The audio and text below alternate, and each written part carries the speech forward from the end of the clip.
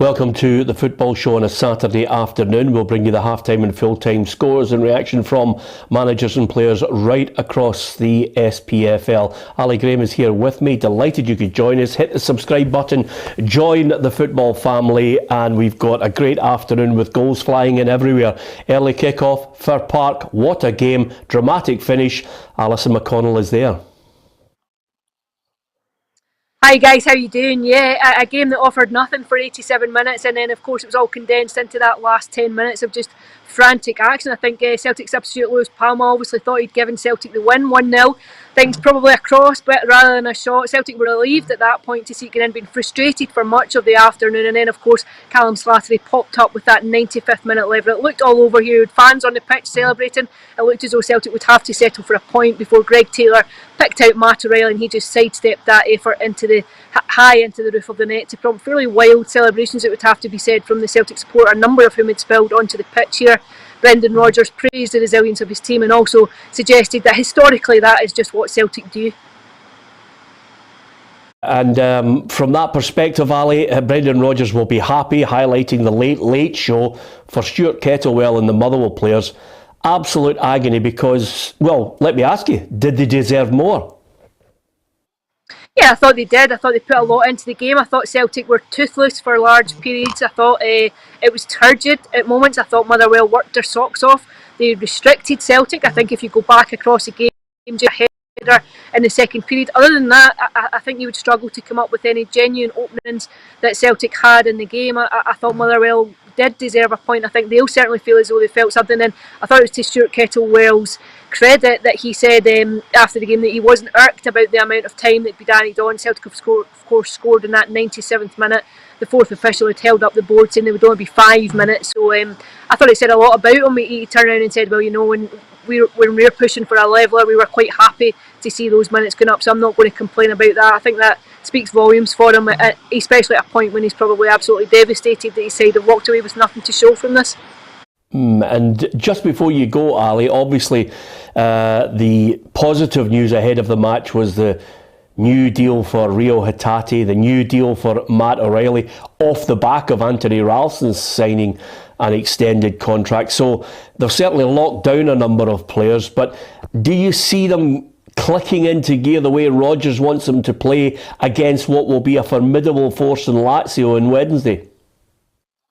Yeah, I think that's an interesting point you make. I don't think Celtic are where they want to be yet. I certainly don't think they hit the heights today. I thought they dug it out. What I would say is I think it reflects very well on the mentality within the side after being pegged back at 95 minutes to be able to rouse yourself and go again. I think that would augur well ahead of the Champions League game itself. O'Reilly, curiously enough, has now surpassed his goal scoring tally for the entirety of last season, and Rodgers was at pains to say he wants more goals out of him. He wants him to add more goals to his game. I thought he's arguably been Celtic's best player across his opening weeks of the campaign. Rio Hatate, I think, still looks a wee bit short of fitness, a wee bit short of sharpness, but I think Celtic are moving in the direction that Rodgers would like them to go, and I think there needs to be a lot more to come from them still. Thanks to Ali, who was there watching the game today. Dramatic ending to it. Alison McConnell at Fir Park, absolutely brilliant. And Alison will obviously be chatting to the managers. We'll give you some quotes from Brendan Rodgers from that game. But Alison McConnell at the first one of the afternoon. I can tell you right throughout the afternoon, we'll keep you up to date with the other matches as well. Hibs 0, Dundee 0, Kilmarnock 1, St Mirren 1, Rangers 0, Aberdeen 1, Ross County 0, Hearts 0, and St Johnstone 1, Livingston 0. So maybe a few surprises as we head to half-time. We'll be hearing the half-time report shortly. The quotes from Brendan Rodgers and some interviews with Stuart Kettlewell not too far away. This is what Brendan Rodgers obviously had to say at the end of this game after the dramatic winner from Matt O'Reilly. You've got to keep believing you'll get something from the game. We didn't start lumping it into the box. We just worked our way up the pitch. It was a great response by the players. Incredible mentality. I said to them afterwards that this club's history is built on many late goals. That's what Celtic does in these matches. So that's the manager's comments. Drama, and I think for 80 odd minutes, if anybody was watching that, I don't think they'd be printing it and putting it onto DVD because it was dreadful. Well, I said to you when I came in, I'm glad I missed the first 80 minutes. When Celtic scored, I was sitting watching it with my daughter, and I said, there's another goal in this, Peter. There's another goal here. And Celtic tend, instead of clearing the ball properly, they seem to tend to put it out for a throw-in or create free kicks for the opposition in and around the area. Stuart Kettlewell stuck on his big guns. They throw the ball into the box and it's actually a good finish. I think Scales just tries to block it and it goes through his legs. I think it was his legs that went through into the bottom corner. But then full credit to Greg Taylor, who gets smashed around about 75, 80 minutes, manages to pick himself up and put a delightful ball into the back post for Matt O'Reilly, who you said just signed a new deal there. So a great finish to the game and probably the best part of the game that I've seen. Yeah, absolutely. Let's go to Easter Road. Patrick Mullins there for a half-time report. Patrick, good game to watch after 45? Top time here at Easter Road. It's only a nil.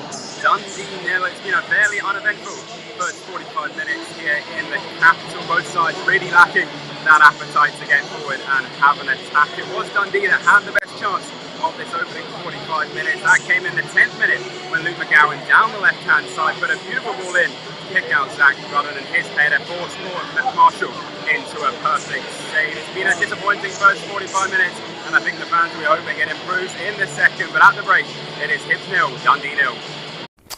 Yeah, a little bit of a problem with his sound there at Easter Road, but nevertheless, we got the gist of it. Hibs nil, Dundee nil. Not the great 45 minutes that the Hibs fans were looking for. We'll try and rectify the sound problems we had with Patrick there and get back to him for full time.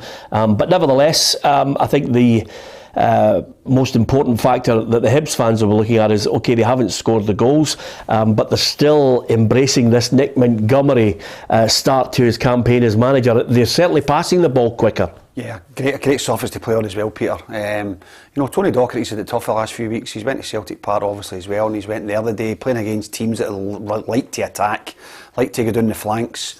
I don't know how many players he's got at the front five or whatever you want to call it, but they're still keeping a clean sheet at the minute. And the problem for Hibs has been in the last few games, especially before Montgomery came in, they leaked goals from set plays and things. So 0-0, it's all to play for. But indeed, I think Tony Dock will be quite happy getting in there at 0-0.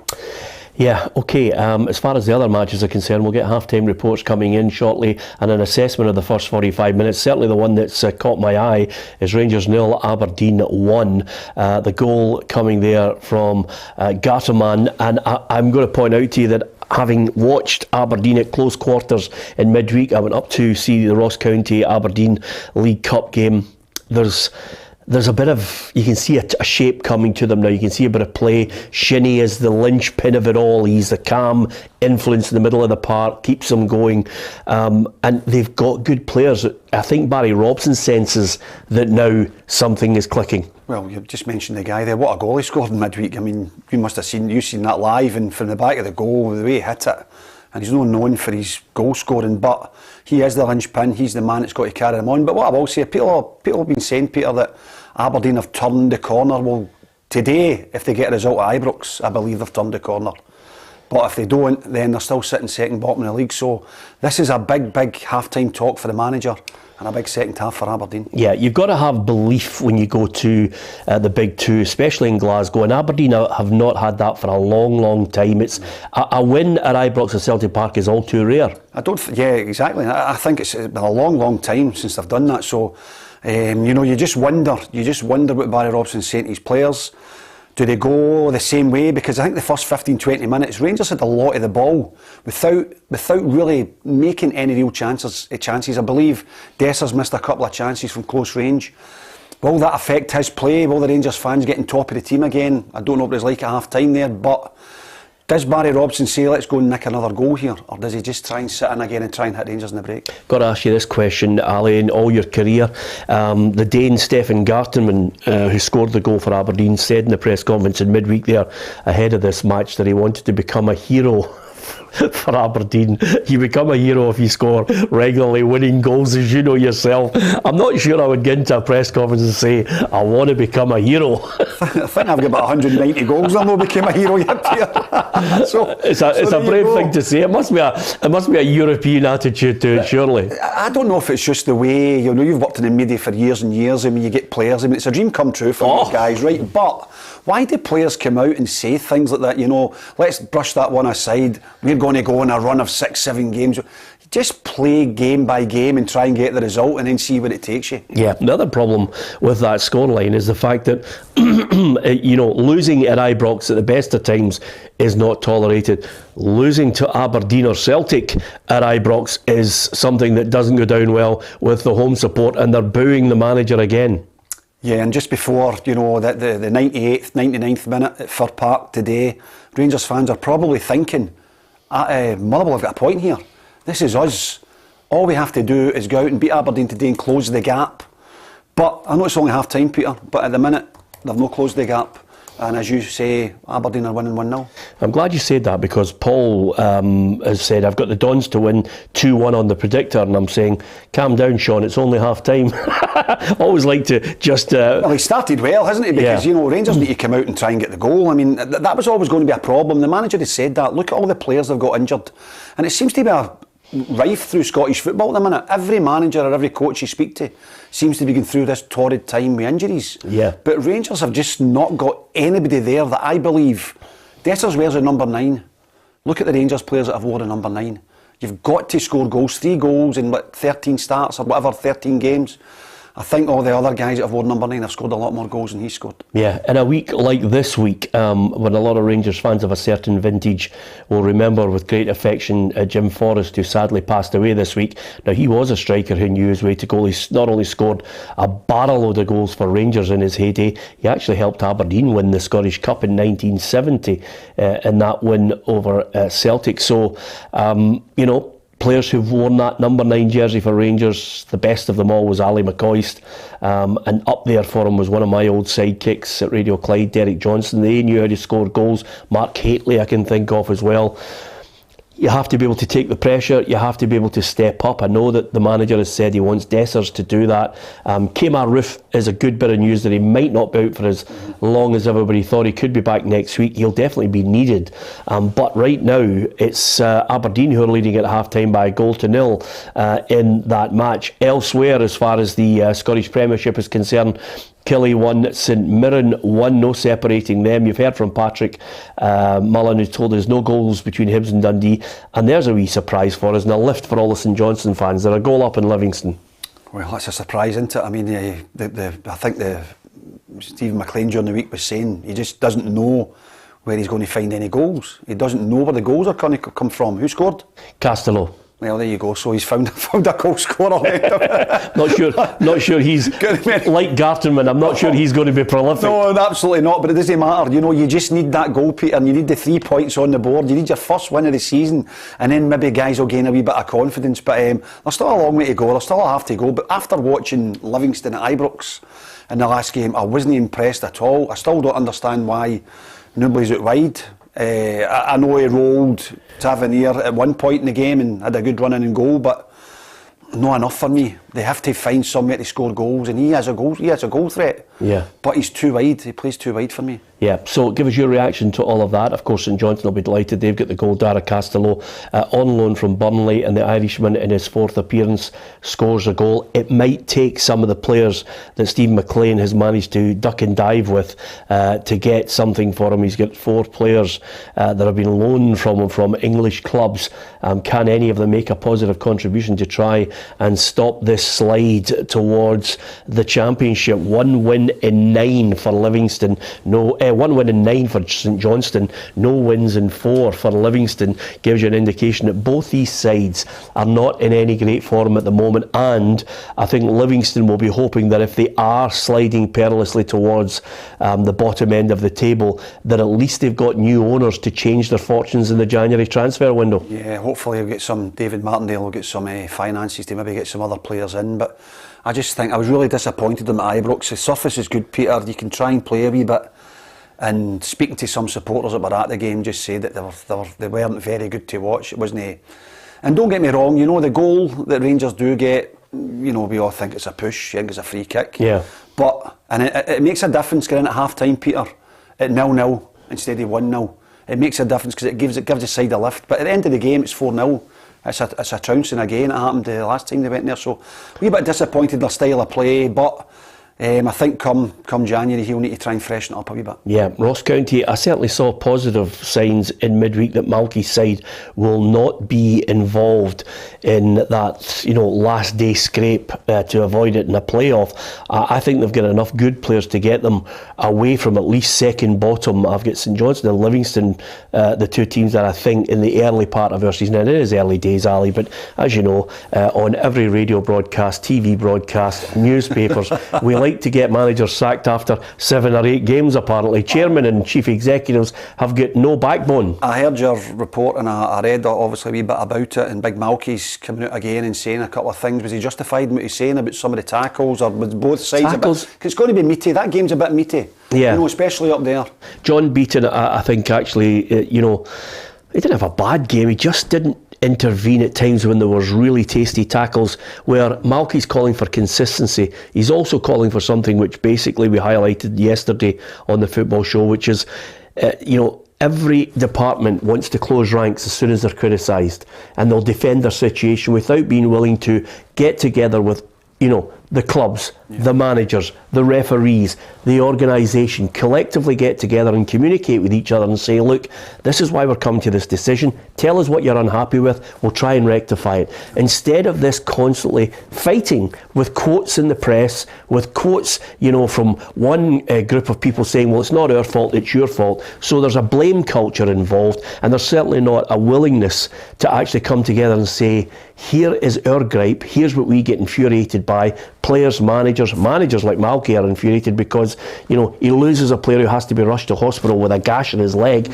and he's complaining because some of these fouls should have been actually penalised. So it's consistency. Yes. You want consistency, and the big one this week, not just the tackle, for Malky, but the big one this week was obviously the push in the Livingston game against Rangers. Yeah. Now, we can look back at another couple of instances where the exact same type of, contact has been made, and there's 2 fouls. There was one went against it in Mirren in Hearts at the Smizer. Yep. And then Motherwell against Rangers at Ibrox. The same type of free kick, or not a free kick. What is it then? Is it a foul? Is it not a foul? But one's a foul and the other 2 aren't. So yeah, I think there's a lot of people wanting consistency, but you would think we have a greater chance of getting it if you have, first of all, a referee who will then say, okay, I'm unsure about it, I'll go and look at the VAR and be helped out by another group. But whether indeed that's going to happen on a regular basis, only time will tell. If it doesn't happen, people get really hacked off with it. William says David Martindale needs financial backing, guys, to improve his team. He absolutely does. I think that's why he was, so relentless in his attitude of trying to get Joel Nibley out the door. It wasn't because he didn't want Joel Nibley, it was just basically because he wanted money to try and do things with that team and change it around. So, in the Scottish Premiership, the big one from earlier on was Motherwell 1, Celtic 2, late goal. Matt O'Reilly, after signing that new deal, scores the late winner in the 97th minute, 2-1. Give us your thoughts on that, Celtic fans. Motherwell fans, gutted. Should you have, at the end of it, been able to close it out and get the point? Hibs 0, Dundee 0, Kilmarnock 1, St Mirren 1. What about that score at Ibrox? Rangers 0, Aberdeen 1. If Aberdeen were to come away with all 3 points there, or even a draw, I think the Rangers fans would really increase their calls for the manager to be replaced. Ross County 0, Hearts 0, St Johnstone 1, Livingston 0. And what a start for Big Dunk. Arbroath 0, Inverness Caledonian Thistle 2. Duncan Ferguson, his first game in charge, and after all the talking, the players have responded. Ayr United 0, Wraith Rovers 2, Dundee United 1, Queen's Park 1, Greenock Morton 0, Airdrieonians 1, and Partick Thistle are a goal up in Dunfermline. Let's find out what that first 45 minutes looked like at Ibrox with Kerry Pollock. Half-time here at Ibrox, and it's Rangers 0, Aberdeen 1 after Rangers dominated the majority of the ball in this first 45. It's the visitors who have the lead. Stefan Gartemann put the ball into the back of the net from a corner from close range to get the Dons ahead. Up until that point, they didn't give Jack Butland much to do. In fact, the Rangers keeper had next to nothing to worry about up until that moment. Rangers had their clear-cut chances through José Cifuentes and Cyril Dessers, but just couldn't get themselves into this first 45. Now being behind going into the second half, the patience is wearing thin amongst the Rangers support, booing as the players are making their way back up the tunnel, and they now have a mountain to climb in this second half. The stand here at the break at Ibrox, it's Rangers 0, Aberdeen 1. Well, it's not the first or the last of this season of Rangers fans venting their anger. I speak to a lot of my mates who are Rangers fans and they are not happy. Some of them want him out right now. Some of them can't see a style, a plan, a structure to the way his team is and what he wants them to do. They're all his signings now that he's wanted and he's asked for. He's been backed by the board. Absolutely, and he's a wee bit unlucky. He must have thought this week that he's actually turned the corner slightly since the Celtic defeat. But again, look at his injuries. There's maybe 5 or 6 of the guys that would be regulars, Peter, would probably start for him. Your Lawrence, you get Danilo, but I don't know when he's going to come back for his cheekbone.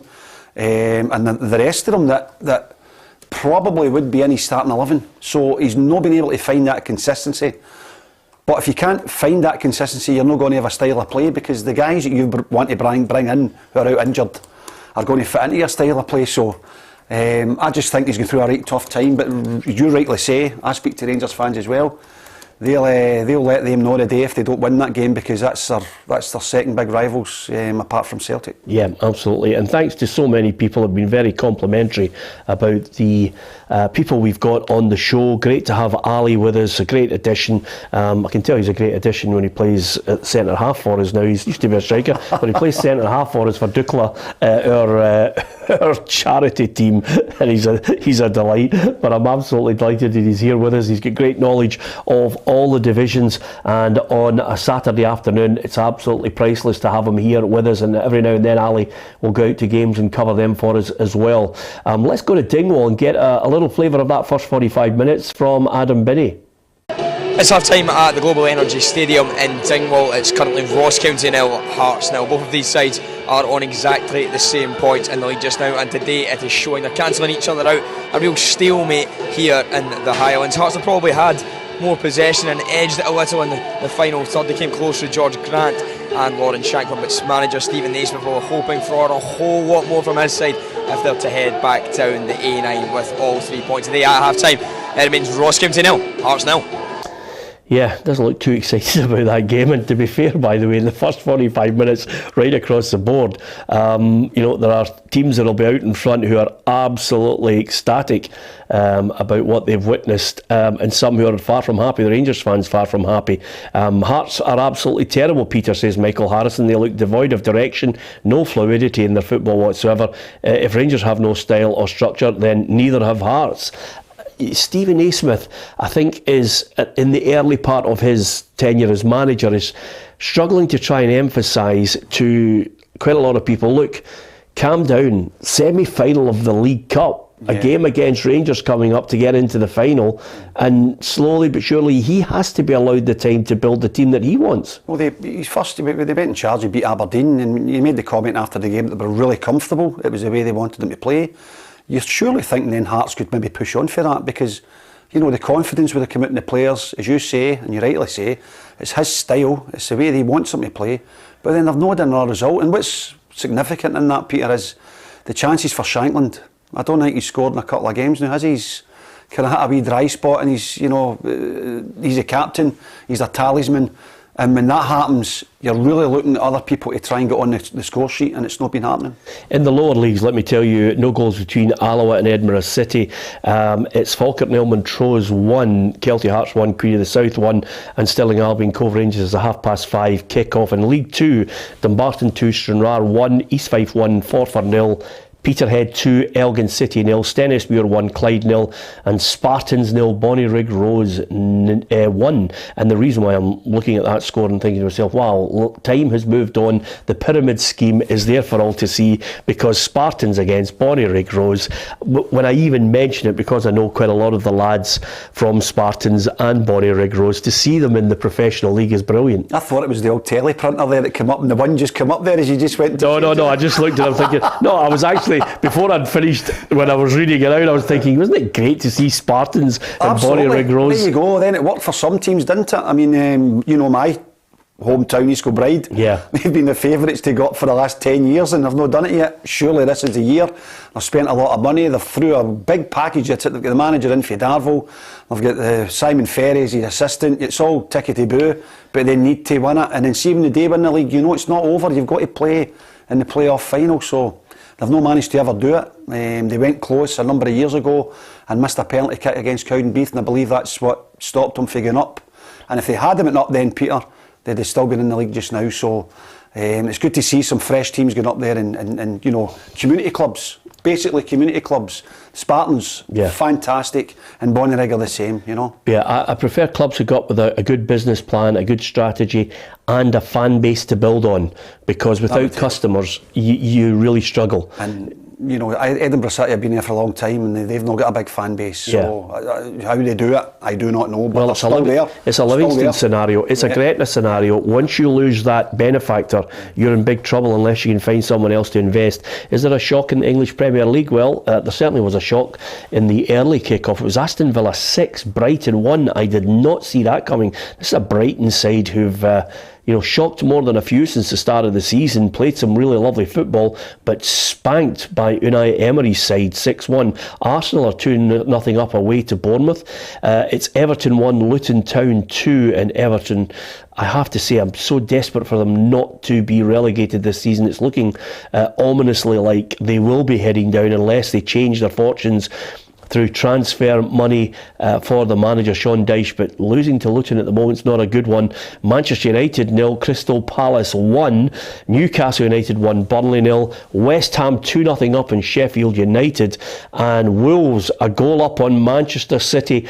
And I don't know about you, Ali, but are you going out tonight? I just thought I'd pry into your private life. Are you going out tonight? All depends. All depends. All depends who phones you. Yeah, no. I'll just say you're getting worried there. You know the situation. All depends if somebody phones me on the way home from the house, Peter. The reason why I'm saying that is Tottenham against Liverpool's 5:30.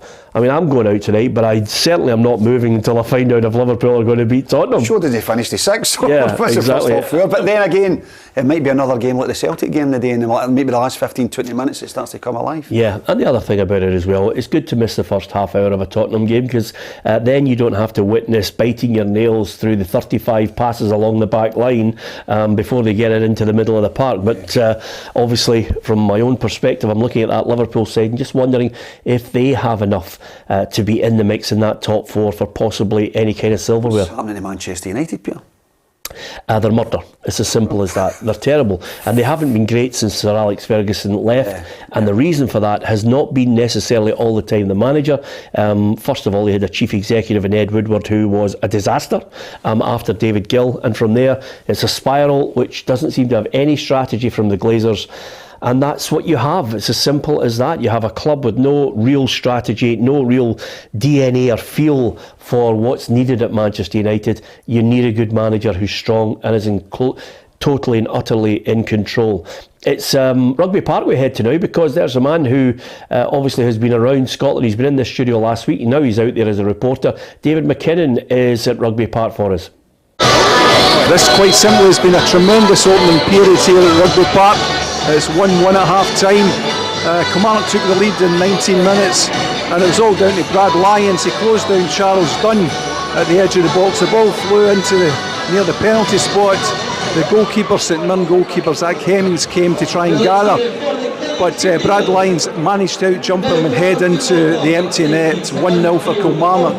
31 minutes on the clock when St Mirren, who'd been trying to get a goal back, equalised. It was a great run down the left-hand side with Scott Tanser. He played the ball into the danger area, and there was Kyle McGuinness, the Kilmarnock player, running in, trying to clear the ball, but hammered it into his own net. So 1-1.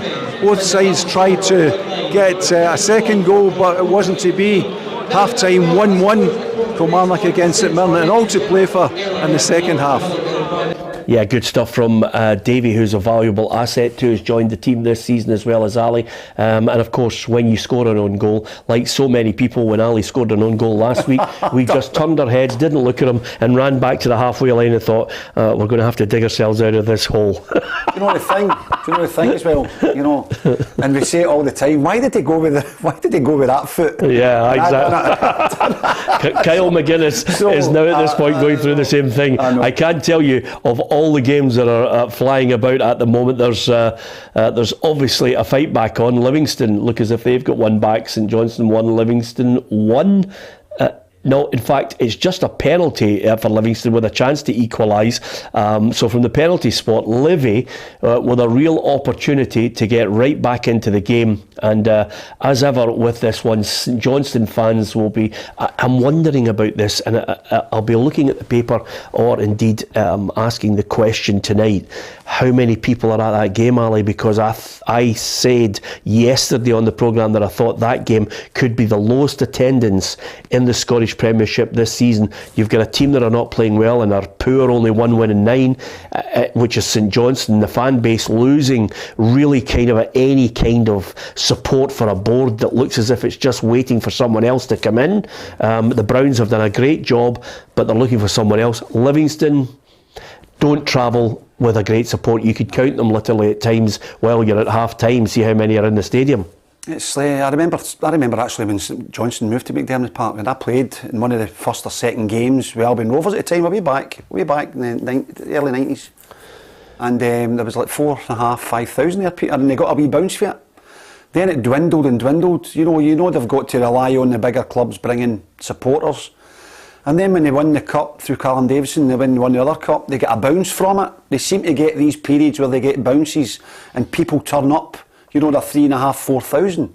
And then when they go through the turmoil that they're going through at the minute, they seem to disappear again, and clubs like that just can't survive when that happens. Yeah, and I can tell you right now, Sean Kelly has equalised 1-1 from the penalty spot, pops that up. He's a good young boy, him, because when I hosted the Livingston End of Season Player of the Year awards, he picked up about 10 awards. Eventually, we were sick of clapping. We were sick of clapping for him because he had a great season last season, and he's just popped up with a goal there. So good stuff for him. He might be another one then that David's looking at to try and put in the shop window and try and get away, because he's a busy player, isn't he? And he's got an eye for goal, so. He's just a young guy, so that's fantastic for him, fantastic for the club, but he needs to keep playing consistently and keep trying to, get on the score sheet. Yeah, I think quite a number of people will be looking at him and see what he can do there, but he's got a goal. I think it's his second of the season, so that's 1-1, St Johnstone, Livingston. Give us your thoughts on that. I wonder how many people are there. That's the one thing I'm going to have a look at constantly, just to see how many fans have actually turned up for that. It's not a good look for Scottish football when you go round the grounds and you see you go to McDermott Park and there's, I don't know, but by the way, I'm going for under 2,000, Peter.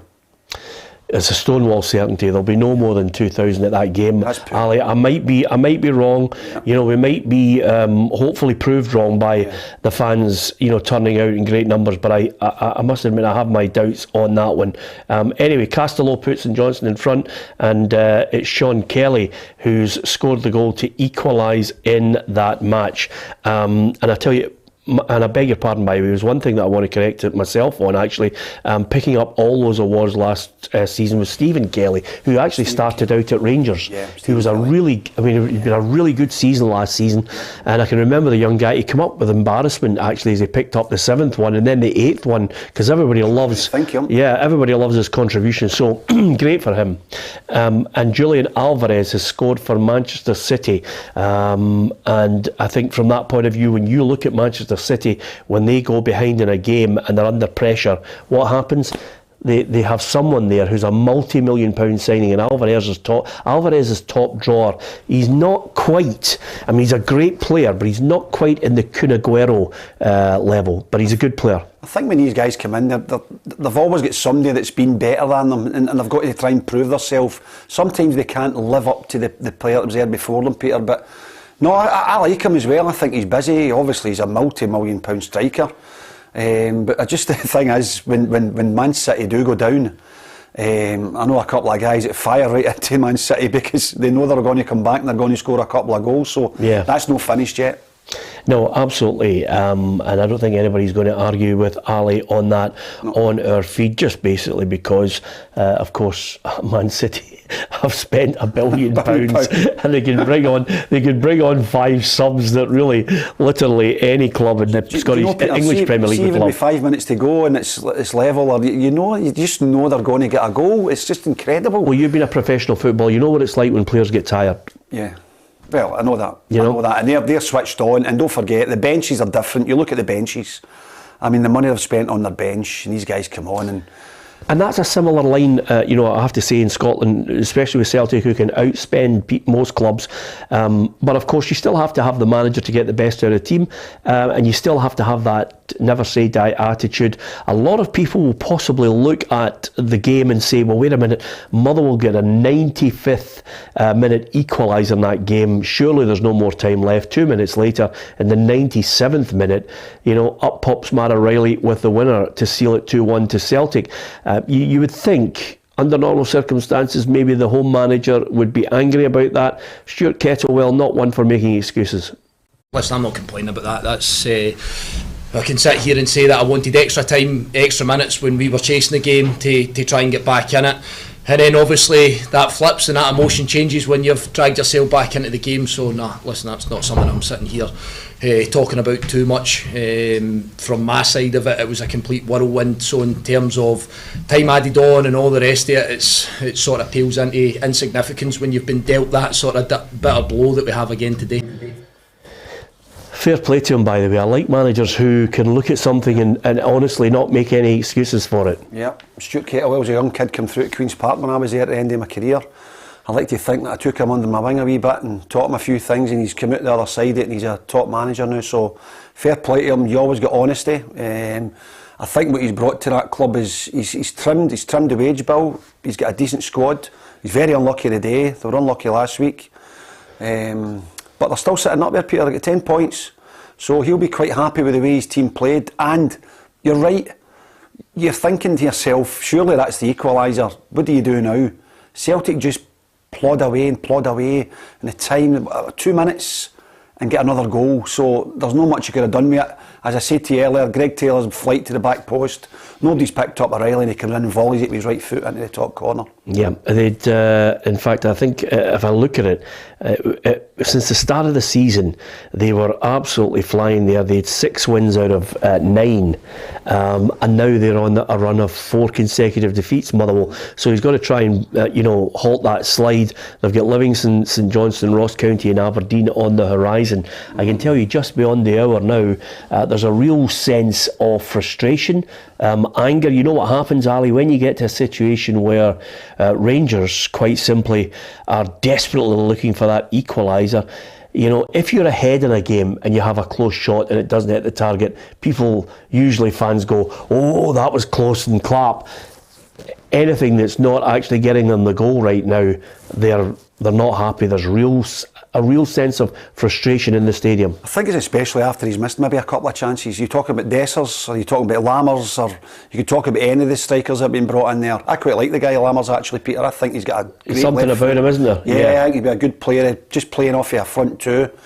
But you can't let your heads go down. You've got to keep playing away. Like Celtic says, I don't know if Brendan was having a wee dig earlier on there when he came out with his comment about with Giakoumakis used to be there, or they threw on didn't they? And did he lump the ball into the box? No, because Motherwell have got 4 or 5 guys 6'4" at the back line. Yeah. You keep trying to play, keep going to play it wide. I actually thought the goal, I think one of the defenders could have, the first goal for Celtic, I thought one of the defenders could have cleared that, because it left Kelly with no chance in the bottom corner. Well, it's one of those ones where your keeper is looking and saying, if you're a centre half, you take the action. Or else volley into the net like I did last week, like you mentioned earlier on. Thanks very much. But no, I just think that Ibrox is a place where the expectations at Celtic and Rangers is through the roof. Yeah. And if you don't hit the ground running, they're not going to like you. Well, here's the lineup: Butland in goal, Tavernier, Goldson, Davis and Yilmaz, Cifuentes, Lundstrom and Jack, and that front three is Lammers, Dessers and Sima. So they have the task to try and get the goals. I'm just going to look and see. Obviously, Barisic and Scott Wright have come on. What else they've got there? John Suter's not even a starter. Neither is Balogun. Balogun's been brought back and not been drafted into that team. He's on the bench. And then you've got Bailey Rice, who's one for the future, Zach Lovelace and Cole McKinnon. So there's not a lot of depth to that team. They beat Motherwell last week, and this is carried on for Motherwell. The fans are an uproar.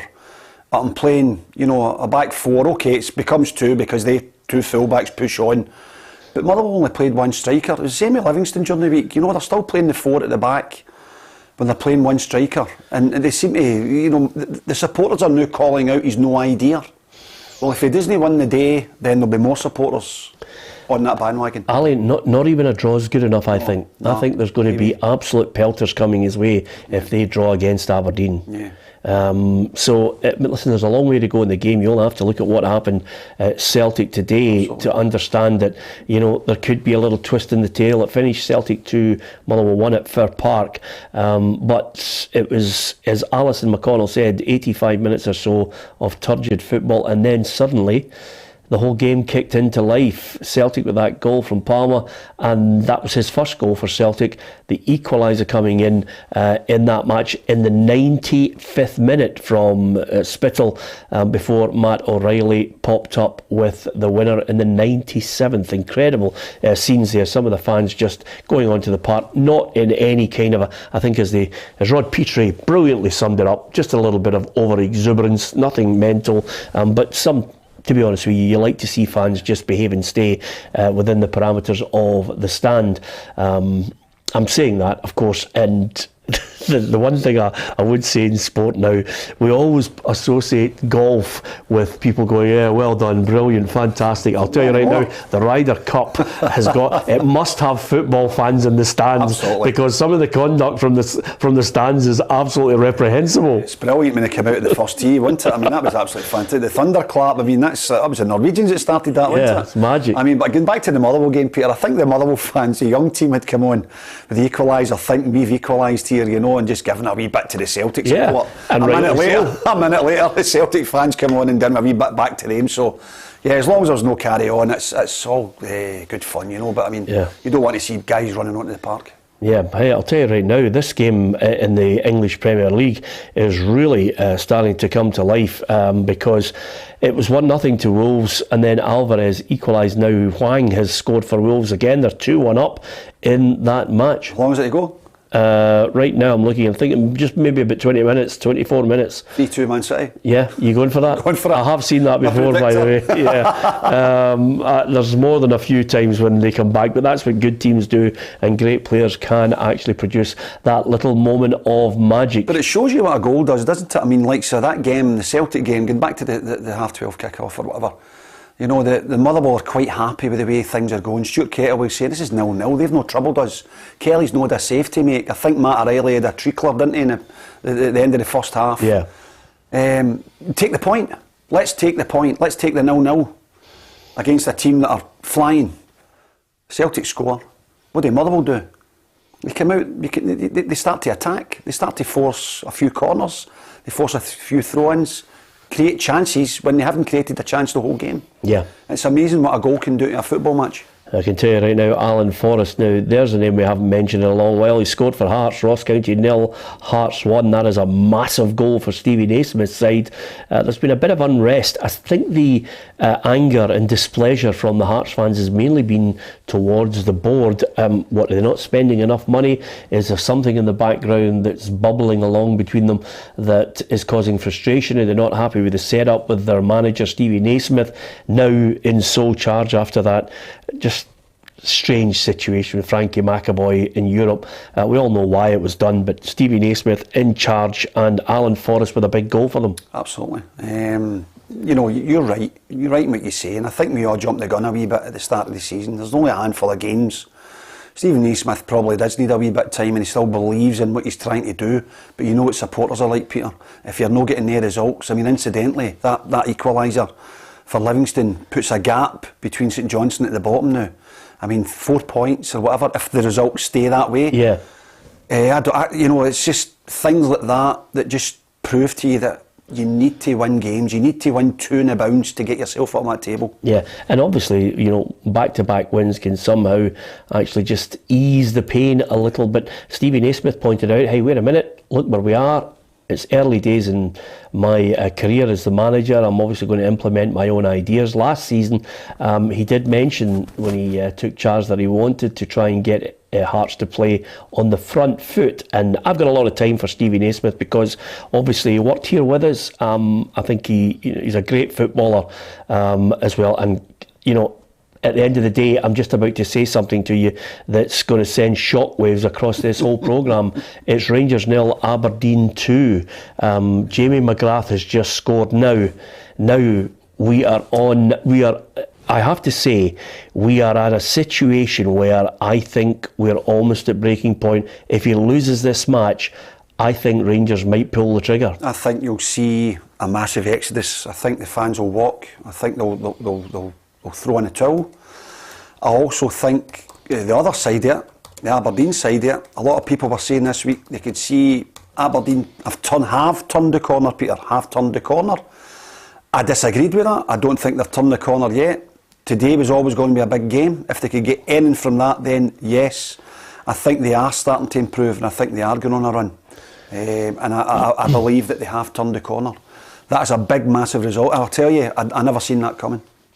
No, even although Aberdeen played well in stages, I have to say that whole scoreline there, I did not think they were absolutely in any way capable of going to Ibrox and winning. Although Barry Robson slowly but surely, and I like Barry a lot as a guy, he was just emphasising, I don't want to say after the Ross County game, he said to me, I don't want to say that we're turning a corner, we're doing this, we're doing that. Yeah. We've got to go and believe that we can go and play football the way I want them to play. If it's a reflection of him, they'll certainly know how to battle in the remaining minutes. Absolutely. But Rangers have got all to do. Some fans have left the stadium. To be expected. I thought that. I think tonight is a big decision for the Rangers board. I think after that, especially as you say, that's their second biggest rivals, Aberdeen. Don't want to see it. In fact, I would go as far to say I think it's maybe a dozen visits to Ibrox that they haven't won. Yeah. There. So Rangers are pretty decent against Aberdeen at home. And if it stays that way, then I can only see one outcome. Yeah, this could be the day when I think a number of Rangers fans will be calling for the head of Michael Beale. Losing at home to Aberdeen, not acceptable, especially when you are chasing the league title, because that's quite simply what the remit is for Michael Beale. Win the title. It's not a case of, we are aware that he made a number of signings in the summer which the board backed. We are aware of that everybody likes to give a manager time, but not in Glasgow. Second is nowhere. And I was going to ask you earlier on there, quite significant in the fact that the semi-finals, with no Celtic in the semi-finals, for their teams, how important is it for the managers then, even going through their league, the games that they've played in the league, how significant is the semi-finals to get to a final for some of these guys and maybe under a wee bit of pressure? Well, the answer to that is quite simply that Michael Beale has to win the League Cup. Mm-hmm. You can listen to any ex-pundit right across the board, a Kenny Miller, a Lee McCulloch, a Neil Lennon who's been talking about it this week, Tam McManus, Ruffy, yourself. From my own perspective, I think he's got to win the League Cup to convince people that he's the real deal. I think people will look at that and say, if you can't win the League Cup, you should be out the door, because he's got a far greater resource than the other three teams. Yeah. That said, I don't think he'll get to the League Cup because, quite simply, I think you've got a situation where if they lose today to Aberdeen, the fans will be calling for his head. This could be the day. I look at it with managers and I'm saying to myself, if he does not produce a result today in a fight back, they'll want him to go. And what happens there is, Peter, the other teams will gain confidence getting into these semi-finals as well. Rangers might then go, listen, we need to win silverware this season.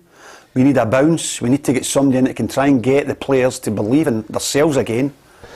Scott Wright's just been sent off for Rangers, 2 yellow cards. It goes from bad to worse. So 10 men? No chance. No. I can't see them come back in that game. So Rangers are going to have to make a decision tonight. If they want to try and get silverware, they'll need to try and get that big dunk in the day going up. Inverness, his first game, wins a game against the Broth that are flying. Rangers have to do something to try and win silverware this season. Yeah, Ali, I would say to you at this point that I don't think he'll survive the weekend if he loses this game. No, I totally agree. I think he's under severe pressure now, and I think there'll be people actually at the main door at Ibrox tonight. Yeah, absolutely. This is a big day, and it's amazing how football is, fine margins. Celtic looked as if they were going to drop 2 points today after a late equaliser from Motherwell. But up stepped Matt O'Reilly in a week where he signed a new deal, and he was absolutely ecstatic to do so. Signs a new deal, pops up at the back post, puts the ball in the back of the net. Celtic have all 3 points, and they remain at the top of the SPFL, the Scottish Premiership. And then later on, Ibrox Park, everybody looking at it and wondering, can Rangers continue their momentum and see if they can get any kind of form under the manager Michael Beale, who's under fire at the moment. A lot of Rangers fans not happy, despite the fact that they booked their place comfortably in the semi-finals of the Viaplay League Cup final. Well, today at Ibrox, they're 2-0 down to Aberdeen, an Aberdeen side coming off the back of back-to-back wins against Ross County in the league and the League Cup. They're in the semi-final, and I'm now looking at this game with Rangers down to 10 men, and I cannot see any way back for them. Can you?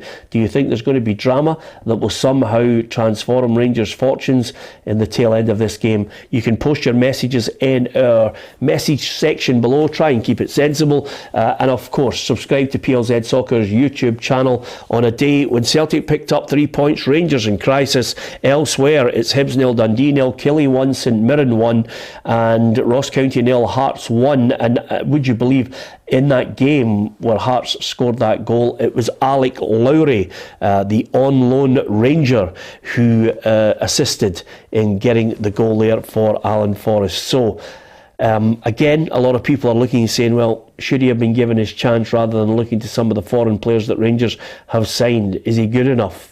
Clearly Rangers don't think so. So he's out on loan at Hearts, and he's assisted with their goal, and it's St Johnstone 1, Livingston 1. Overall, the story, regardless of what happens anywhere else now, is all about Michael Beale. Yeah, and the result, Aberdeen. Don't forget, it's a fantastic job now. Barry Robson going there, as you said, 2 in the bounce. Okay against Ross County. Won the cup, won the league. But they've went to Ibrox today, obviously, with a game plan. They've weathered the storm the first 25 minutes, as we were told earlier on. Dessers misses a couple of chances. Now that puts Aberdeen in a great position, because it's amazing what a couple of wins can do for you, Peter. They were sitting second bottom. They've now moved up to 7th. At the moment they're sitting 7th, and it looks a bit better for the Dons fans. But for Rangers, I think they'll go 6 points behind Celtic now, is that? Or 7 points behind Celtic? Yeah. So it's a long, long way back for them, and they have to really seriously think about what they're going to do this weekend if they want to try and stay in the title race. Yeah, it would be 7 points behind. A goal, Dessers scores, pulls one back. Is it Sima, I beg your pardon, is it too little too late? Sima has scored for Rangers. Rangers 1, Aberdeen 2, and Rangers down to 10 men. Scott Wright's been sent off. Aberdeen with 2 goals in that match.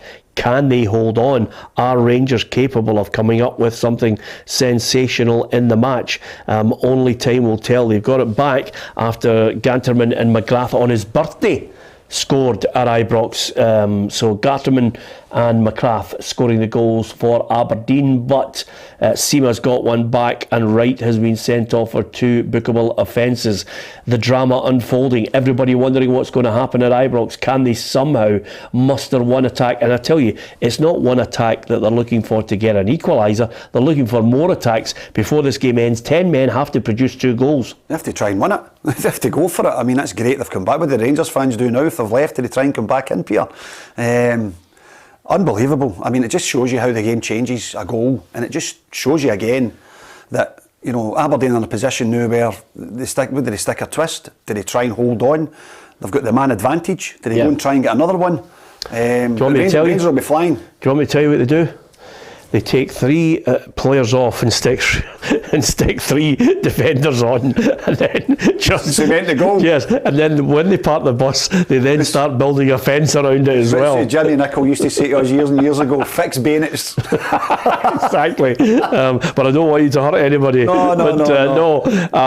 I'll tell you, it's interesting because quite simply, David says, come on Aberdeen, stand strong, stand free, the famous Aberdeen. Well, I'll tell you, these players will be famous because it's very rare that you get an Aberdeen win at Ibrox. I can remember actually, I think I worked at one of them, which was Brian Grant. Remember Brian Grant? Played with Brian Grant? Yeah, Brian Grant, I think, scored in one of the games where they won at Ibrox. That was in the 90s. And they have had one, they had a very good draw with Scott Brown scoring for Aberdeen. Diving header? Yeah. So this is all too rare. Arbroath have got one back now. So in that game, and now it's Arbroath 2, Cali Thistle 3. So Big Duncan, what a start for him, by the way. Honestly, listen, you know my championship, predictions, and I was fearful for this year. But what a start for Dunk. But I mean, Arbroath, some goals involved in their Arbroath games. I mean, it's incredible. I think they battered 5 in last week or the week before, didn't they? And then they went to Firhill and they beat Partick Thistle. So it's no Firhill for thrills, it's Gayfield for goals, isn't it? Yeah, absolutely. And Ali just showing some of his background in the newspaper industry with these little puns here and there, and of course sub-editors, headlines. He's done it all, this man. I can tell which way his head works, but all the drama in the Scottish Premiership, everybody looking at it and wondering, is there a sensational result? Can Aberdeen hold on in that match? Can they get the win at Ibrox? They're 2-1 up. They've got a man advantage, and Rangers now just pressing, looking, hoping that in the final 15 minutes, and it could be more, because on average now, Ali, we are in a situation where since the word coming down from UEFA and FIFA on additional time to be added on, rather than stopping the clocks, what we are seeing is games going on average between 95 and 100 minutes. That was 100 minutes. It's for part today, wasn't it? About 100 minutes? Yeah. Yep. I don't know. I agree with you. I remember you saying a few weeks ago, the TV's in command, of the game. Yeah. The clock's on it. The ball goes out the park, or the ball, somebody's down injured. Why can't they just stop the clock and then just play on for there instead of this 10? Because I didn't know when Wally Colin was going to blow the whistle today. No, it's a nonsense that people suggest, we don't want to be like rugby because the game will last all night. It won't last all night. It's just less chat from the pundits. Yeah. At the end of the day, you get a situation where players will cheat. They'll roll about, they'll take throw-ins, they'll kick the ball away, they'll not take it from the right spot. The goalkeeper then will move from the 6-yard area to the other end of the 6-yard. Every stroke you think that can be pulled by a player to try and gain his team an advantage is a form of cheating, but you can understand why they're doing it.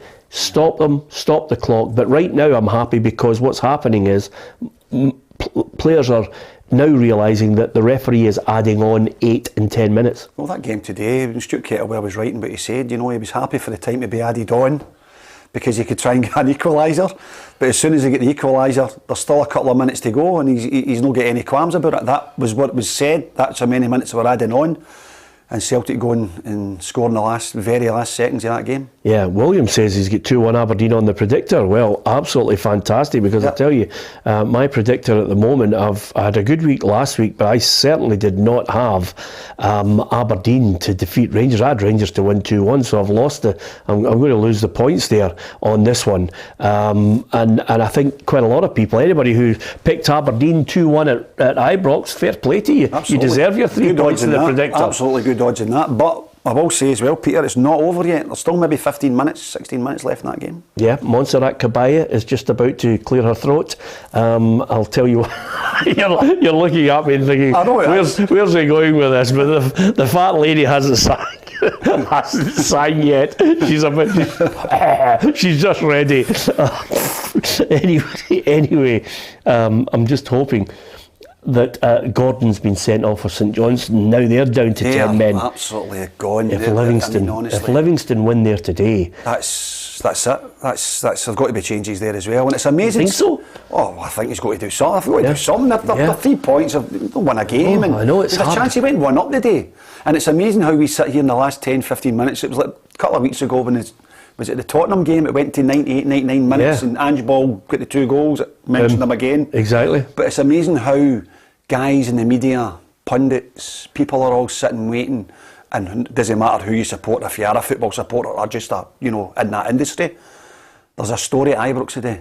Do you know what we should have done, Ali? In all truth, we should have started when you first come on the show. We should have, when you started this season, we should get a big sheet of paper and just written down every time you and I think that manager's going to be sacked, because this country's gone mental. Sack everybody. Get them all. 2 weeks ago. Yeah, he's under. Oh, you had him under pressure, didn't you? I did have him under pressure. Jim Goodwin at the start of the season, I'm saying the United are flying, didn't they? So. That's football, that's what we think, but you know what it's like, it's fans talk, Peter, and if your team aren't winning, then usually the board cave into the support. Yeah, absolutely. Motherwell 1, Celtic 2, the early kick-off, it finished with a late Matt O'Reilly winner. Give us your thoughts, Motherwell fans. Peeved? Should you have had more from the game? Celtic fans, what about that new deal for Hatate? And then O'Reilly as well on a new deal, pops up, scores the winner. Hibs 0, Dundee 0, not a classic at the moment. Kilmarnock 1, St Mirren 1. Elsewhere at Ross County 0, Hearts 1, and St Johnstone 1, Livingston 1. But the big story is at Ibrox. It's Rangers 1, Aberdeen 2, and Aberdeen were 2-0 up. Garterman and McGrath scoring, and now with Rangers down to 10 men, Sima got that all-important goal back. But is it enough? Can they somehow manage an equaliser? And if they don't, will it be a draw or possibly a defeat that signals the end of Michael Beale's tenure as Rangers manager? Is this the end? Is it just a defeat too much for the Rangers fans? And of course, it's very difficult to actually second guess how this is going to go, because if they lose, they then have to go and play Limassol, and it's a game that they would expect to win. But do you change a manager ahead of a game against Limassol in the Europa League? I think that's too quick. I don't think they'll be able to get MD in. They can sack him, but they can't bring MD in that time, can they? But they got off to a good start in that league. Yeah. And deserve to win that game. So I don't know, Peter. I just think it's a big decision for the board. As you rightly say, and we all agree on it, Rangers have to win silverware this year, and the best chance of getting that is the League Cup. Yeah, well, nevertheless, not only, I don't think too many fans are thinking about a trip to Cyprus right now, it's about wondering whether they can do anything. Zach Lovelace has come on for Rangers. Desser's off. I mean, honestly, he's now getting to the point where he's throwing the last of the kitchen sink at it to somehow get inspiration from somewhere. I don't like seeing that. I don't like seeing guys he'll probably get booed when he goes off as well. I like to see guys getting in amongst the goals. I mean, you mentioned the number 9s earlier on there, and one of them probably in our era that you missed out was the Derek Parlane fella. So I don't think you said to him, did you? Yeah, goal for Aberdeen. Mackenzie has scored.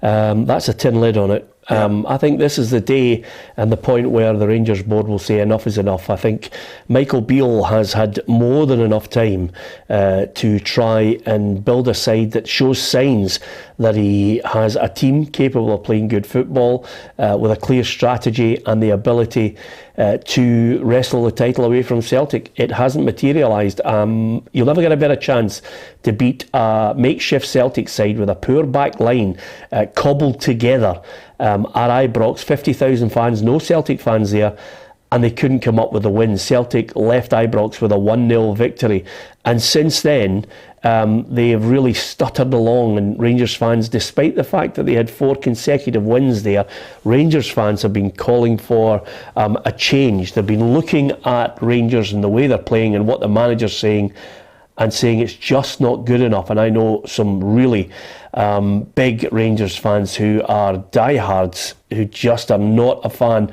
of Michael Beale. For me, I think to lose 3-1 to Aberdeen, and a day when Celtic have a clear 7-point advantage over them, and it's a 7-point advantage, I have to say, when you're looking at we're only 7 games into the season, not good enough. I think this is the day when they will cut the cord. I think it's a total disaster, absolute disaster for them today, Peter. Even they go down to 10 men, they do pull a goal back. You're thinking, well, where's the momentum? Rangers seem to have had it. Aberdeen have sucked them in, ran up the end of the park and scored another one. So Rangers fans won't be happy tonight. And as you rightly say, there's a lot of big Rangers fans out there that I've spoke to as well, and they just seem to even be getting the narrow victories in the last few weeks. There didn't seem maybe any style about their play at all. It was the usual stuff. I think during the week there, When Yilmaz came on for Barisic and scored that goal, he made a big decision today and played Yilmaz. I haven't seen the game, I don't know how he played, but Barisic came on.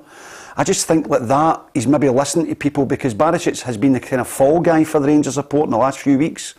I quite like him. In fact, I've went as far as say to you that for a centre forward, he's a dream come true, him and Tavernier on both flanks.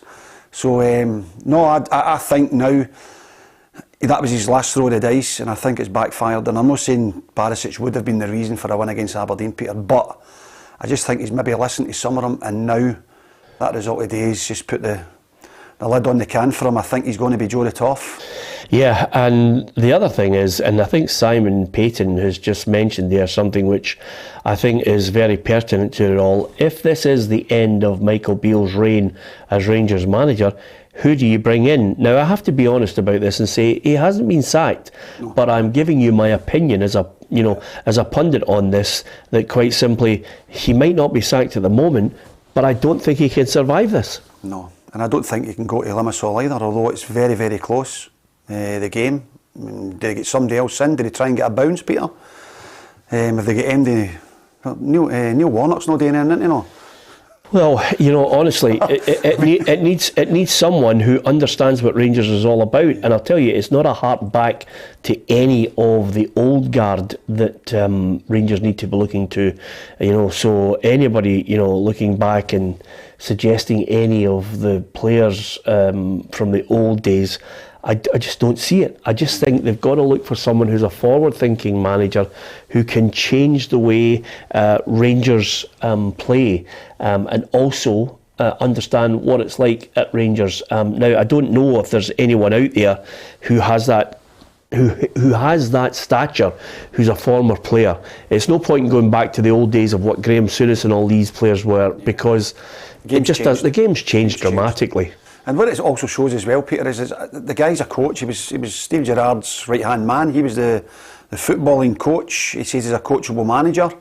The same as Brendan Rodgers claims to be. He says he can coach players. He's brought these players in. And sometimes as a coach and sometimes as a manager, it's like when Gerrard was walking into the Ibrox dressing room, I can bet you everybody was tuned in big time. Yeah. It looks to me as if maybe he's not got the same authority with these players. Well, I'll tell you right now, the one thing I can tell you is, a lot of people would have been peeved. I certainly, if I was Gary McAllister or Steven Gerrard, I would have been peeved that the narrative after stopping Celtic, winning 10 in a row, was suddenly all about the coaching skills of a man most of us had never heard of in Michael Beale. And for that to be the perception when Steven Gerrard came in and managed to mastermind the league title win, I would be more than a little peeved. But quite simply, if you're going to be blunt about it, Michael Beale's been found out, because quite simply moving from the coaching on the pitch to take direction from the manager, now that he is the manager, it's not working out. And I'll tell you another thing about this whole situation, which again was mind-blowing. This was a guy who had a poor record at Queen's Park Rangers, but suddenly given one of the biggest jobs in Scotland. It defies belief. And then, to make matters worse, not only was he given the top job in Scotland, he's then facing a guy who has, before he started, 50 million in the bank for Celtic and is a top coach. It was just, he's on a hiding to nothing. Brendan Rodgers is a top coach. A lot of people might be miffed at the way he left, and of course, if you tell anybody the truth, you get barred. But if he's back, he's a top coach, and he is easily head and shoulders above what Michael Beale could offer. I think you knocked the nail on the head earlier on there when you said a Celtic team, a third team, not even a second team, put out at Ibrox Park. When every Celtic supporter seen that, you always believe, Celtic supporters believe in their team. But when they looked at that side, they're thinking to themselves, this is Rangers' chance today. See if we can come out of here with anything. And Rangers didn't find anything against Celtic. Kyogo scores the winner and Celtic win 1-0. And to be honest with you, since then, Peter, he's been under a bit of pressure. But today, I think that's the final straw for the Rangers fans. Aberdeen are our biggest rivals, as I said, apart from Celtic. And he's simply not the man for the job. Yeah, absolutely. It's an incredible result coming out from Ibrox. Rangers 1, Aberdeen 3. 3 consecutive wins for Aberdeen, only moments away. Big day for Barry Robson, and a big day for Barry Robson to obviously highlight the qualities that his team have possessed. Even although they are against 10 men, they weren't against 10 men when they went 2-0 up. They were against 11 men. No, I'm looking forward to seeing them again, actually, because when Celtic went up there at the start of the season, I was quite fearful for them going up there, because Barry Robson had got, as well, good backing for his chairman, spent a few quid, brought in these players, and I thought, oh, here we go, this could be a challenge for the Dons this season, Peter, but Celtic blew them away. So, I was a wee bit disappointed in them, but they've started just to motor a wee bit. Maybe he's getting his shape right, he's getting his, the players that he wants on the part, a decent goalkeeper. I think it all starts for there. And the big guy up front is a good striker as well. So if you can get your backbone right, you've always got a chance. I'll tell you another manager that could be heading for the exit door, and you'll be amazed by this one. Eric Ten Hag. Manchester United 0, Crystal Palace 1 at Old Trafford. Manchester United losing to Crystal Palace. He's under real pressure as well. That's our catchphrase. I'm going to get that as a T-shirt. I'm getting as a there are 2 T-shirts that Tam wants me to get. One is, this is not the show for you, which is for people who can't conduct themselves properly. And then the second one is, he's under real pressure. Honestly. A couple of Victor Meldrews on the show here. Absolutely. Full time at Ross County. Ross County 0, Hearts 1. That goal scored there. And again, it's a big goal for Hearts, scored by Alan Forrest, is the one that delivers all 3 points, and Alec Lowry provided the assistance for that goal. Elsewhere, it was Hibs 0, Dundee 0. Not a great one for Patrick Mullen to be watching.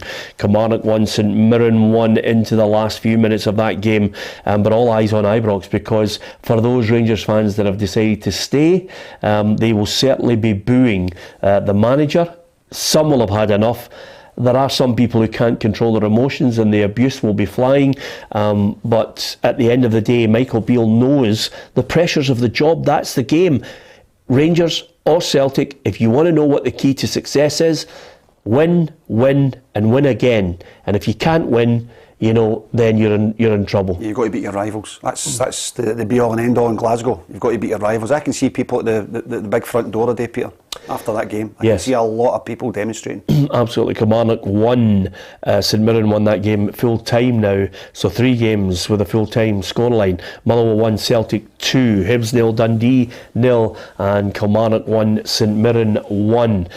Rangers 1, Aberdeen 3. We're waiting in the full time there. The other full time is Ross County 0, Hearts 1, and St Johnstone and Livingston look as if they are sharing the spoils. It's 1-1 at the moment. Is there any late drama as we head into those times that we were talking about, 95 to 100 minutes? Is there anyone that can step up? Certainly not for Rangers. The game's gone.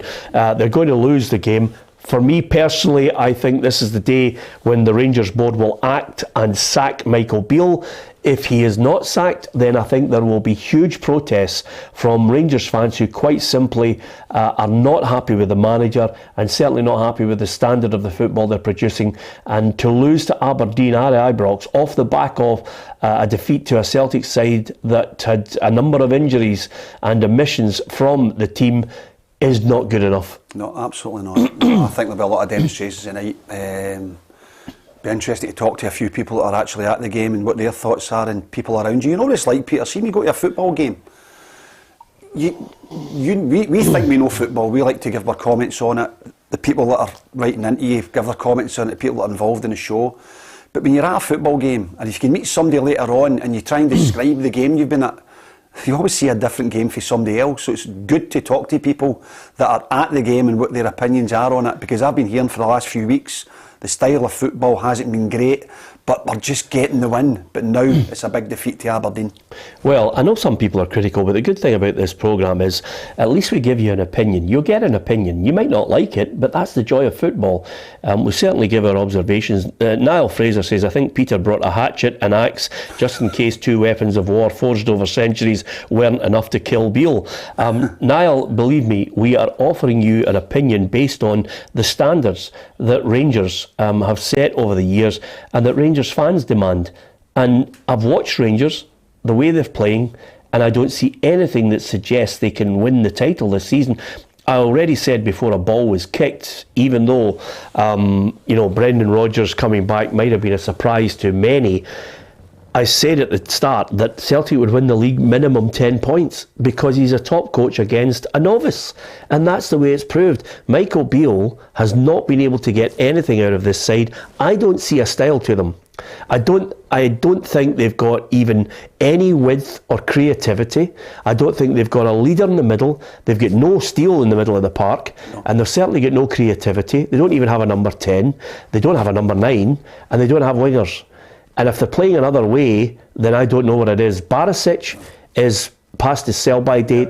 And by the way, for the people who don't like Tavernier, he scored over 104 goals. He's not the biggest problem. The biggest problem is the supporting cast. Jack Butland's been a good signing. Jack Butland, for me, is possibly the only good signing that they've come up with. I think he was putting on he was actually, Danilo was his big signing. Danilo was the one that he wanted to score the goals. He was going to be the one that, carried them.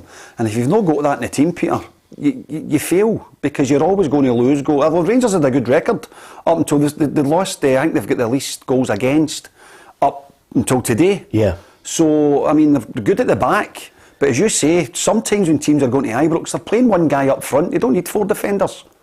They need width. You're right. They've no, see Kent. They haven't replaced Kent. Yeah, but it's to be honest with you, by the way, and I'm not. I think it's difficult after the event, but Kent for me wasn't an overall match winner. He wasn't. At times, he did have width, but he didn't win games. No. And nobody in the middle of the park can take it by the scruff of the neck and say, "Let's go and win it for Rangers." Yeah. There isn't a midfielder that you think puts the fear of God into you, and certainly up front they haven't got a striker of note that can score you 25, 30 goals. Well.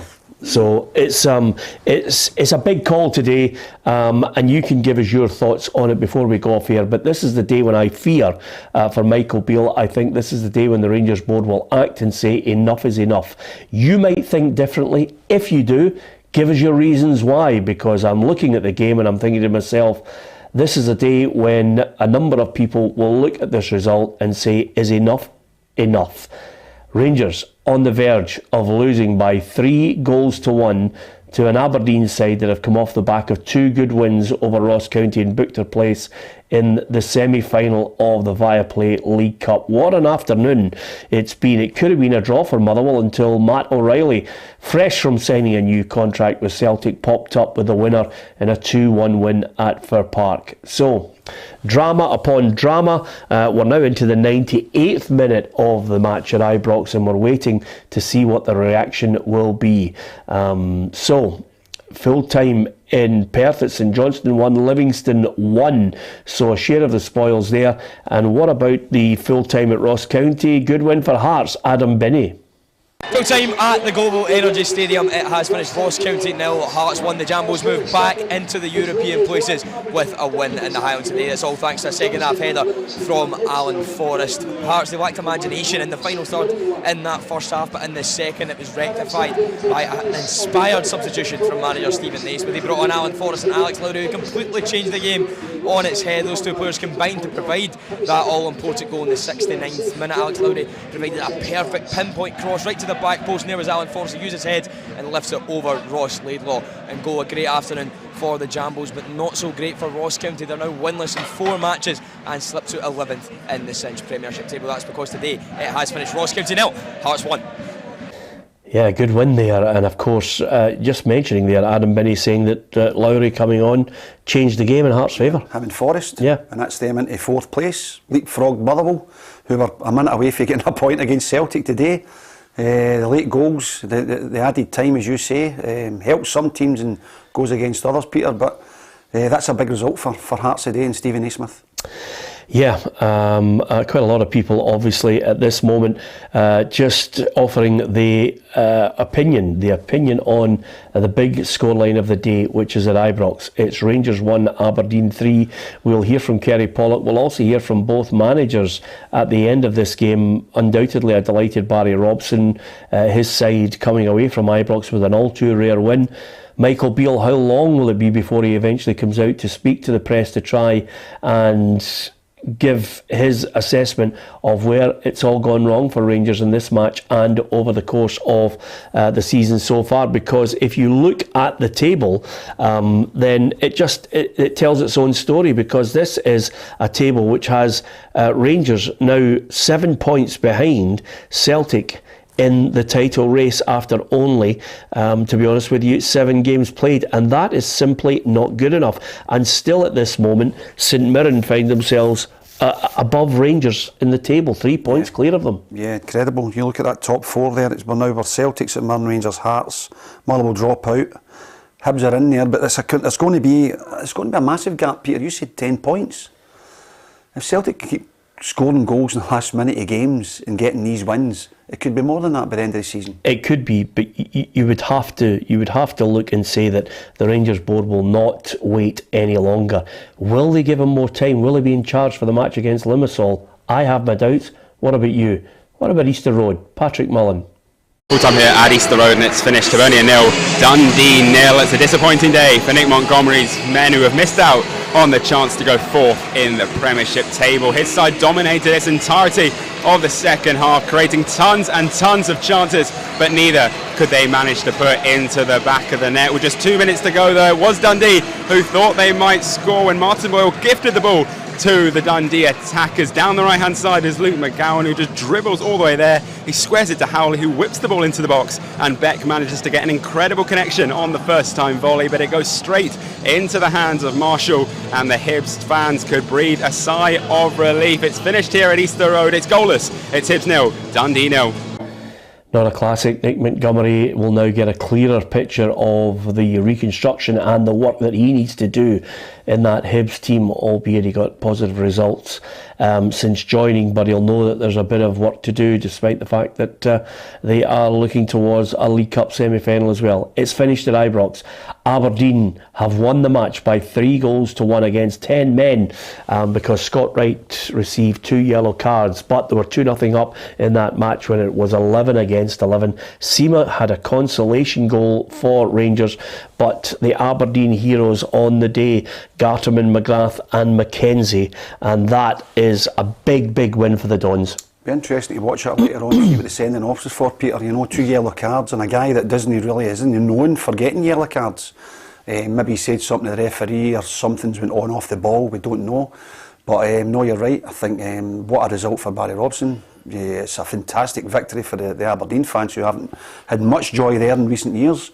But I think the writing's on the wall for the manager. Yeah, absolutely. What a result at Molineux. Wolves 2, Manchester City 1. Not many people would have had that in the Cup, and that is a huge result. So, in the Scottish Premiership today, Motherwell 1, Celtic 2, Hibs 0, Dundee 0, Kilmarnock 1, St Mirren 1, Rangers 1, Aberdeen 3, Ross County 0, Hearts 1, and St Johnstone 1, Livingston 1. That's how it looks in the Scottish Premiership. Elsewhere in the Championship, it was Aberdeen 2, Arbroath 2, Inverness Cali Thistle 3, Ayr United 1, Wraith Rovers 2, Dundee United 4, Queen's Park 1, Greenock Morton 0, Airdrieonians 1, and Partick Thistle 3, Dunfermline 0. Big result there for the Jags. In League 1, Alloa 1, Edinburgh City 1, Falkirk 3, Montrose 2, and Kelty Hearts 3, Queen of the South 1. Stirling Albion against Cove Rangers kicks off at 5:30. In Scottish League 2, it's Dumbarton 3, Stranraer 1, East Fife 1, Forfar 1, Peterhead 6, Elgin City 0, Stenhousemuir 2, Clyde 2, and Spartans 2, Bonnyrigg Rose 2. And in the English Premier League, Aston Villa 6, Brighton 1 from the early kickoff. It was Bournemouth 0, Arsenal 4, Everton 1, Luton Town 2, Manchester United 0, Crystal Palace 1, Newcastle United 2, Burnley 0, West Ham United 2, Sheffield United 0, and Wolverhampton Wanderers 2, Manchester City 1, with Tottenham Hotspur against Liverpool just over 20 minutes away. So that's what is the final scores that we are discussing in the Scottish Premiership today at Ibrox. Is this the final nail in the coffin for Michael Beale? There was pressure on him. Can you sustain your time as manager after losing to Aberdeen at Ibrox? I think he'll be gone. Do you share that view? Yes, I think there'll be a lot of demonstrations across the country and across Britain tonight, Peter. And you look at the Everton score, you look at the Man United score, that's big high-profile managers are going to be severely under pressure. Supporters win at all times, they vent their fury. They'll be at the front doors of these stadiums tonight asking the questions, and I think they'll be at Ibrox as well. Yeah, absolutely. And this is a table which basically has Celtic out in front in 19 points, ahead of St Mirren in second place, and 15 Rangers in third place on 12 points. They're only 2 points above Hearts now in 10, Motherwell on 10, Hibs on 8, Aberdeen on 8. And that's in 7th position now as the Dons climb further away from the bottom end of the table. Kilmarnock on 7 with a host of other clubs, Dundee, Livingston and Ross County, and St Johnstone cut adrift, 4 points at the bottom of the table away from Ross County. St Johnstone have 3 points, Ross County have 7. So, big questions there. Pressure still on Stephen McLean to try and get a trick or two out of his side to get away from the bottom end of the table. But the big result is Ibrox. Rangers 1, Aberdeen 3, and after 38 minutes, Ganterman had given the Dons the lead into the second half. 68th minute, it was McGrath and then Mackenzie 5 minutes before the end. But despite Seema's consolation in the 76th minute, Scott Wright was sent off, and that really put Michael Beale's side under pressure, and they've lost the match. Before we obviously talk about in greater detail, and you can give us your views on it, before we talk in greater detail about the chances of Michael Beale surviving, let's not forget Barry Robson deserves tremendous credit, because it's all about what Aberdeen were able to do at Ibrox. Absolutely. He was actually under a bit of pressure as well, maybe a week or two ago, Peter. Getting into that European game against Eintracht Frankfurt. I think I'm not the only one that thought they were going to get an absolute pasting. I fancy the Germans 3, 4, 5 goals. It didn't. They actually went over there and came out their shell a wee bit. Maybe being away from home in a European competition helped them. And they've kicked on from there. Although they get beaten that game, they've actually kicked on from there. And up until now, that's obviously going to be Barry Robson's best result so far. And if that doesn't give you confidence for the rest of the season, if that doesn't give you confidence getting into the semi-final of the Viaplay Cup, I don't know what will. Yeah, and also at this moment, it is the first time that Aberdeen have managed to win at Ibrox in more than 5 years, and that just goes to show how rare an Aberdeen win in Glasgow has been for the Dons fans. But the ones who made the journey, and not too many of them, because of obviously the restrictions and the allocation that away supporters get, they certainly will be going back up to the Granite City just talking about this forever and a day, because it's rare. You've got to enjoy it, you've got to embrace it. Certainly they'll celebrate the fact that the manager Barry Robson come up with the correct game plan. Yeah, didn't have. Although the game was all 15-20 minutes gone, it was what I was listening to was a lot of Rangers pressure. Yeah, chances squandered. Yes, Dessers twice, I believe, from close range, and that's what we spoke about. You've not got a talisman there who's confident enough to put the ball in the back of the net. You're going to struggle, and Rangers haven't got that this season. They don't seem to have signed a player who can hit the ground running. Morelos, how many goals did he score in his first 13 games? Kenny Miller, all these guys. Chris Boyd, you rightly said, Ali McCoist, although he did find it pretty tough at the start going to Ibrox, but times were different then. Yeah. But these guys were all scoring, you know, I think Chris Boyd scored a hat-trick in his first game. Yeah, they need, I think, an experienced manager to come in. I just cannot believe the club, you know, had a situation where they could have really kicked on from winning the league and tried to look for a style, you know, and a manager that replaced Steven Gerrard, you know, that could have come in and taken them onto another level. Everybody thought it was going to be Giovanni Van Bronckhorst. He got them to the Europa League final. People were thinking, okay, this is it. This is going to be domination for Rangers for a long period of time. It didn't materialise because Celtic bounced back. And I couldn't believe some of the comments. I mean, I don't go to watch Rangers every week. I don't see them. I just watch them on the TV like everybody else. I watch the highlights of the games. Giovanni Van Bronckhorst got to the finals, you rightly say. They're penalty kicks away from winning that tournament. And Rangers fans get fed up with his style of play. I'm absolutely bemused with that because... I'm not. I thought it was turgid. I was at St Mirren the day they drew 1-1. But is it not any more exciting than what they're watching at the minute? Well, of course, it depends on what degree of trouble you're in. That's the problem with it, because as we say, second is nowhere in Glasgow, but when you're watching football, it becomes very difficult to see a plan, and I thought Giovanni Van Bronckhorst at times suffered from what I call as a complete lack of professionalism from some players who couldn't step up. They were being paid vast amounts of money and couldn't do it. You had one guy who couldn't even control his weight. So Morelos was a complete... he was completely unprofessional. Yeah. You have the other situation where Ryan Kent, for all the money that he was on, just couldn't win games for Rangers, couldn't win them. And in the middle of the park, they were relying on a player Van Bronckhorst never signed him, Peter. I mean, he was there, Gerrard, and he was there when they won the league. Exactly. So what happens to a guy? What happens to a guy's confidence? Well, he just wasn't good enough. And over and above that, you had a middle of the park where you have to look and say, so at some stages, Stephen Davis looked the best player that they had in the middle of the park. He was the oldest player. Because he was the oldest player, he was experienced, but the rest of them just couldn't produce. Ryan Jack, injuries. And when he did come in, he didn't grab the game by the scruff of the neck. He wasn't a match winner from the middle of the park.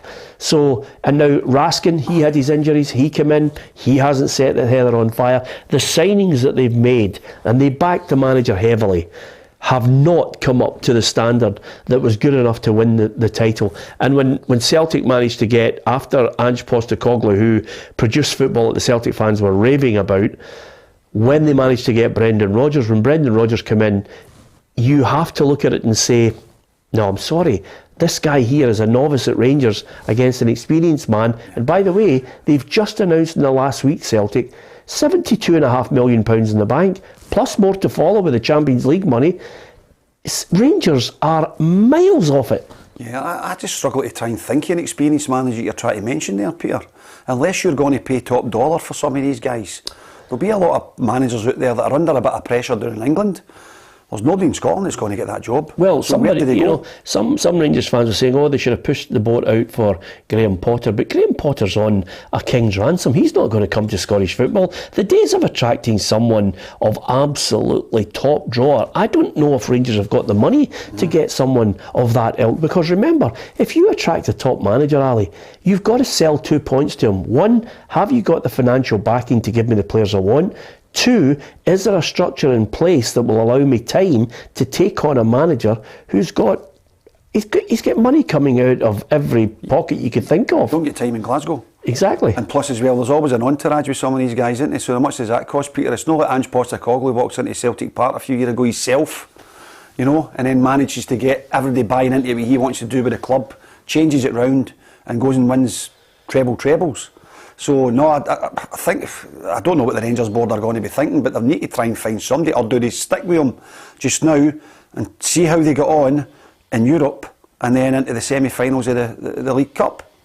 I'm looking at the team that started today. Butland in goal, good signing. Tavernier, Golson, Ben Davis and Yilmaz. At the start of the season, I did mention again, and it's not this, hindsight is a wonderful thing. I looked at Rangers' backline and I thought that was the first thing that needed to be addressed, because the centre of defence was a problem. They gave away goals. And so it's proved again, despite the fact you're looking at, certain teams are playing against, you're going to get clean sheets, but middle of the park, Cifuentes, Lundstrom, Jack, and then up front, Lammers, Dessers and Sima today. And it's just not been good enough. And when you look at the substitutions that they brought on, Barisic, Wright and Zach Lovelace coming on to try and salvage something for 10 men, chasing a game against Aberdeen, not good enough. And I don't think that the Rangers board will look at it and say that they can see something moving forward in a positive nature that can win the trophy, the big one, which is the league.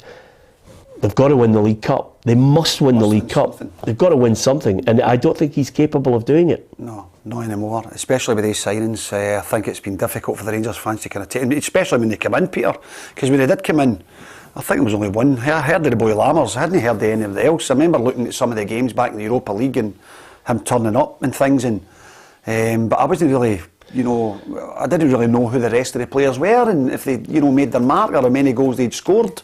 They signed a couple of boys that hadn't even, hit the ground running with their other teams. They're not signing prolific goal scorers. Guys that were coming on it had maybe played a season and only managed 2 or 3 goals. So, as you rightly said earlier on, it's his signings. He's got to live and die by your signings, and it's not worked out so far. Yep, absolutely. Give us your thoughts on it. Is this the end for Michael Beale off the back of a 3-1 defeat at Ibrox to Aberdeen? Give us, when it looked as if Stuart Kettlewell's men were going to get a credible 1-1 draw at home at Fir Park against the champion Celtic, but it wasn't to be because Celtic's late show was provided by Matt O'Reilly, who popped up at the back post to score the winner in the 97th minute of that match. It wasn't quite the excitement of Nick Montgomery when he started as Hibs boss, but slowly but surely he'll realise there's a job to do. Hibs didn't get beat today. They drew 0-0 with Dundee.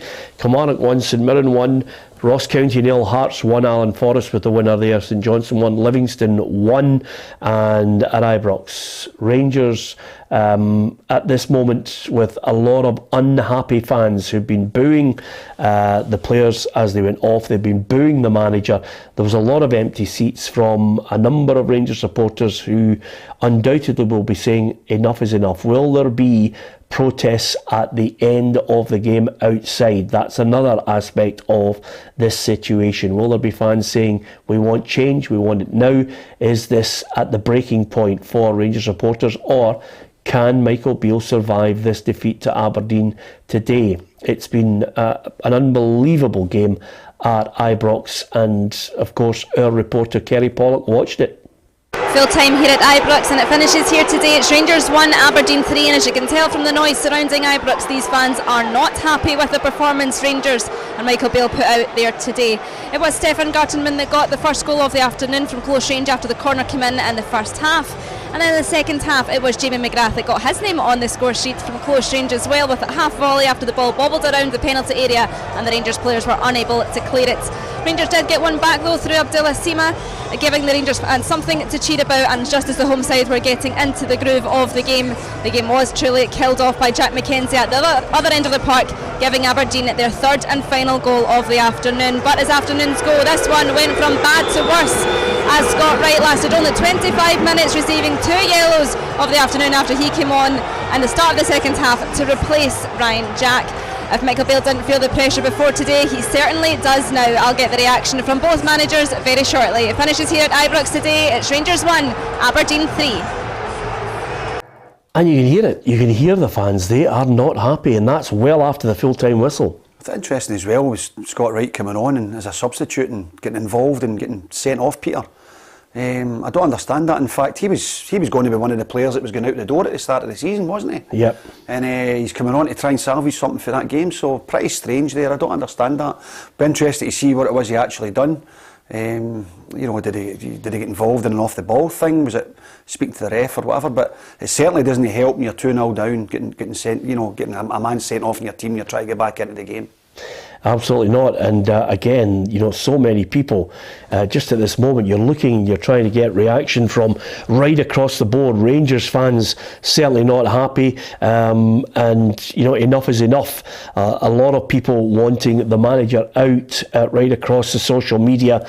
Rangers fans expressing their disgust at the performance today and the fact that they've lost by 3-1. It's an emphatic win, and we must at this moment mention that Barry Robson should take a lot of credit from this and be receiving credit for the way he set his stall out there. He's went there a few times and got decent results at Ibrox, so he knows what it's all about.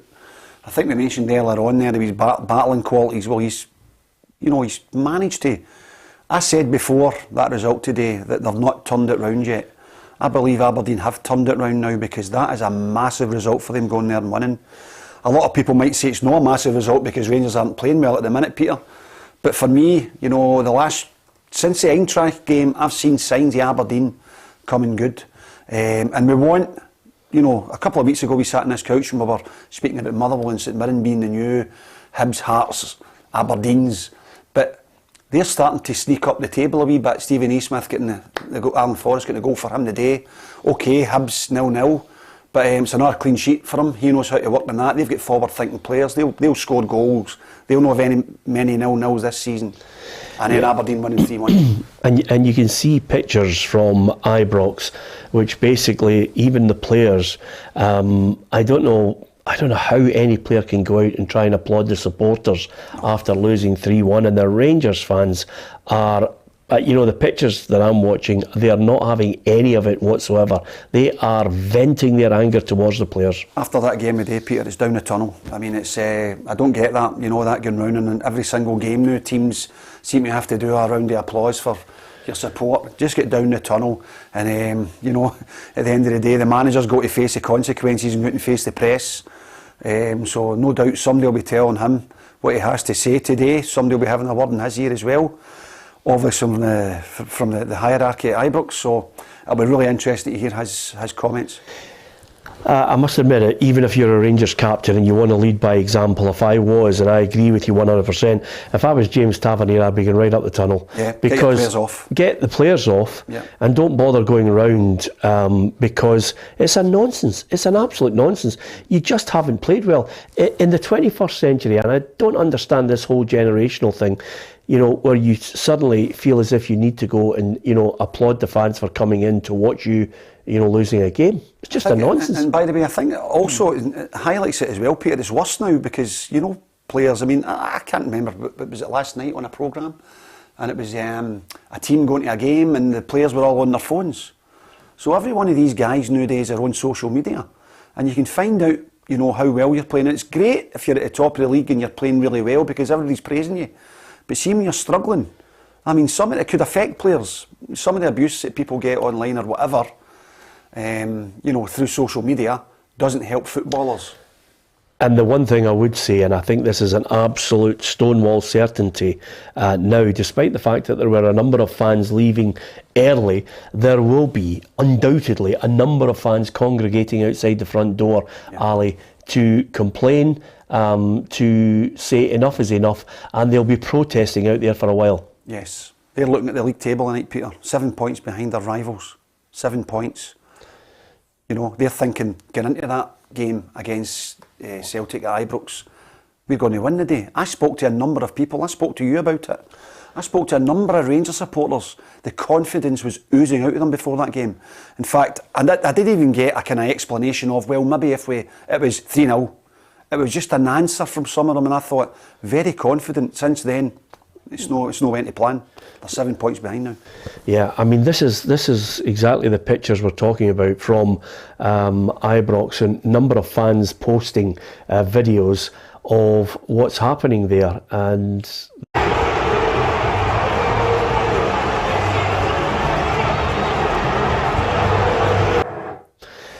it's really it's not just a minority now. It's a huge majority of Rangers fans are not happy with it, not happy with the way, and it's not isolated to losing to Aberdeen, Ali. No. This is a bigger picture. Yeah, this has been going on for a while now. Fans haven't been happy with the performances, although they were scraping the wins there, Peter. But the manager's come out in some of his comments. He's said as well, a lot of supporters aren't buying into what he's speaking about now because the style of play's not been great. So, they're the guys that go every week. The punters go to watch. They're venting their fury now. And as we said, I think their fury will be outside tonight. Yeah, and, and the strange thing is, and some people maybe laughed me out of town when I was talking about this, but at the start of this programme, at the start of the season, I mentioned that regardless of how many players both teams had signed and all the hype about Michael Beale and the talk about Brendan Rodgers and what he was going to do, the biggest pressure was on Michael Beale, and I said at that point that if he doesn't get them into the Champions League group stages and they're behind at the end of September, and I can remember saying if they're behind at the end of September, they'll be calling for his head. It's the 30th of September and everything that I've said has actually come to pass. They were knocked out of the Champions League group stages again. Feyenoord paid to them. And of course you're looking at some of the results that they've produced. I think the Celtic one was a tough one to bear for the Rangers fans because of what you've just mentioned about them being so confident. And to lose to Aberdeen and to be 7 points adrift, it's come to pass. because you can't let your eyes deceive you in this game, Ali. When you watch teams, you have to call it as you see it and look at the bigger picture. I thought their win in the Europa League was pretty scrappy game. It was a scrappy game. The scrappy goal wins it for them. I actually said to a couple of guys, and I was being, jest about the fact that I think Celtic and Rangers will struggle in the Champions League in the group stages. I think they might struggle, to find the wins. I think Rangers might struggle to find the wins as well, although they got one. They did. But this game in Limassol becomes even more difficult now. Yeah. This season is not beyond Rangers. If they go for a new manager. Yeah. And that's no disrespect to Michael Beale. He's just not up to it. And he's just too inexperienced, Ali.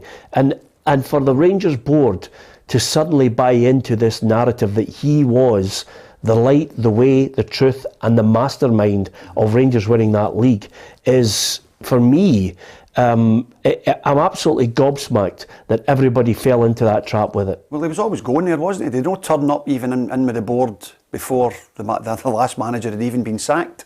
Yeah. So, I mean, for coming from Queen's Park Rangers, where he was actually struggling a wee bit, to get that big job at Ibrox, well, it's kind of. I don't think a lot of Rangers fans were particularly happy with it, but they went along with it because he was going to get back to the board, and the board did back him. Yep. Although he came out with that comment and said, well, if you look at our signings, we've not spent as much money as what anybody thinks we've spent because of the sale of players, etc. But he's brought in too many players, and when you bring in too many players, Peter, it doesn't work. Celtic went with the tried and trusted. Brendan Rodgers has come in, and all the Celtic fans were thinking, well, Brendan Rodgers surely going to bring in some big guns from the Premiership or from top Championship sides. Maybe Brendan Rodgers doesn't even need to bother bringing in these big players now in January because he's going to be judged in the Champions League. Yeah, I would argue he's going to be judged in the Champions League. He needs but players. In the league, yeah. It looks as if his team he's got at the minute are doing the business. And not only that, that team can win the league and suddenly be open to a £60 million jackpot next year in the new Champions League format, Ali, which is going to deliver a huge amount of riches, even if you don't get out of the group stage now. And there's no drop into the Europa League, there's no drop into the conference. It's straight into that group, and the way they play it, there'll be a lot of money there. And Rangers now are staring at the abyss thinking, can we salvage something from this season? I reckon to change their fortunes, they have to look for a new manager. I think his time is up, and I don't think there is anything that he can say that would suggest that he's worthy of longer period. Do you think a more experienced manager can come in and turn the fortunes of the playing style and the players that he has at his dispense at the minute? Well, the one thing I would say to you, you mentioned there about we can't bring in that many players and and hope to change everything. The one thing I would say to you is he had to bring in the players. He had to make changes. It was crying out for it. Yeah. You had Morelos gone, no money. Mm-hmm. You had Ryan Kent gone, no money. Suddenly you've got players that should have brought in huge amounts of money, and they were chasing Ange Postecoglou. And Ange Postecoglou had won the treble. So suddenly you're in a situation where you're saying to yourself, they had to bring in players that could change the way they were playing. Michael Beale came in off that ticket of, it wasn't working. Now we've got the guy who apparently was the mastermind of stopping Celtic's 10 in a row. Well, he's come in, he's had players bought for him, he's brought them in, and they're not good enough. And he's also been a manager that quite simply hasn't been able to play a style of football that was attractive on the eye or get results. So now they have to transform it and say, well, who do we go for? I think they have to change manager. But some people might disagree with that. I'll tell you, one of the Rangers players is going to get a bit of credit. He's on loan at Hearts. He engineered the move to get Alan Forrest the winning goal up at Ross County. Let's hear from Stephen Naismith. Definitely. And he probably could be a bit disappointed that he never got to start the day, but like I said, I was thinking more of the structure at the start of the game, and I knew it was going to change in the second half. But I challenge him all the time, be consistent, give us the main product, and then his reaction off the ball I thought was really good today. Like I said, the game goes more direct, and we need to ask these guys, they're no the luxury that can just hover up front and hope the ball bounces to them. They need to be in certain positions so that when the ball drops, we're on that ball, and I thought him, Andy, done that really well when they came on. Yeah, and he's paying him tribute there, but I think the demands on Alec Lowry is quite simply, you need to play regularly, you need to produce regularly for Hearts, because that will attract the attention of your parent club. Absolutely, and they're learning for the right guy. I mean, Stephen Naismith was a tremendous football player.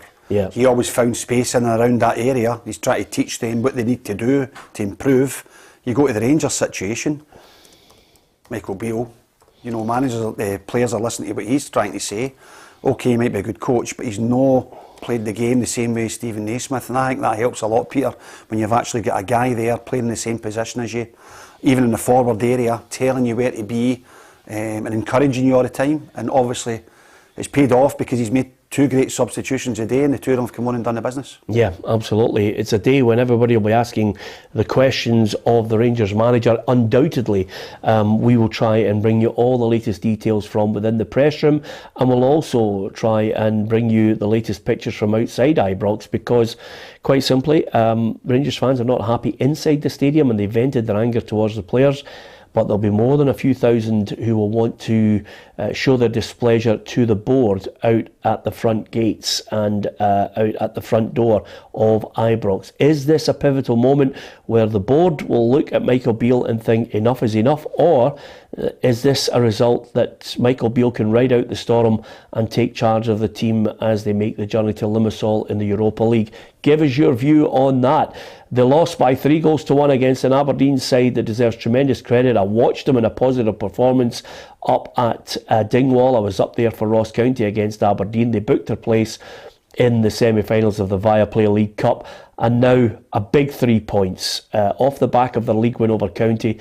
They have now got 2 wins in the league back-to-back, and Barry Robson can enjoy the trip back up to the Granite City. Elsewhere, Matt O'Reilly will be celebrating a new contract and celebrating a goal in the last minutes of the game, deep into injury time, when Motherwell thought they'd saved it with an equaliser. Yeah, and Stuart Kettlewell said he's not too many complaints about the time that was added on, because Celtic took centre, pushed up the park. Greg Taylor, who I said earlier on, gets smashed in a tackle earlier on. I thought he was going to go off the park, Peter. Full credit to him, finds space. I think Palmer knocked the bottom on the left-hand side. He finds the back post.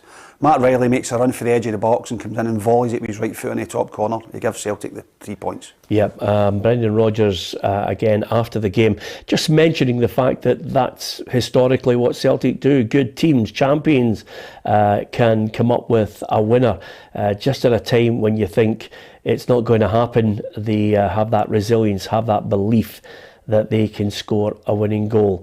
Of course, fans get a little bit exuberant when you get the drama late on. Motherwell fans were on the pitch when they thought they'd salvaged a point in the 95th minute of the game. Celtic fans were on the park when they got the eventual winner through Matt O'Reilly. Here's Motherwell manager Stuart Kettlewell's take on the fans' conduct.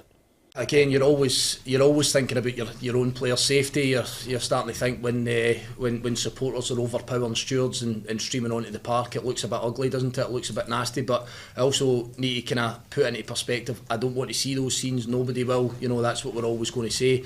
But I also think that by the emotion of the game and Celtic knowing that they were properly in one again today, scoring so late to try and win it, I understand the emotion of the football supporter, but that doesn't vindicate the fact that we've got players streaming onto the park. It does look a bit messy, it does look a bit ugly, and as I say, you're always concerned about your own players' safety. But listen, Celtic supporters were on to cheer their goal and celebrate with their team, so there was no situation where our players were accosted or anything.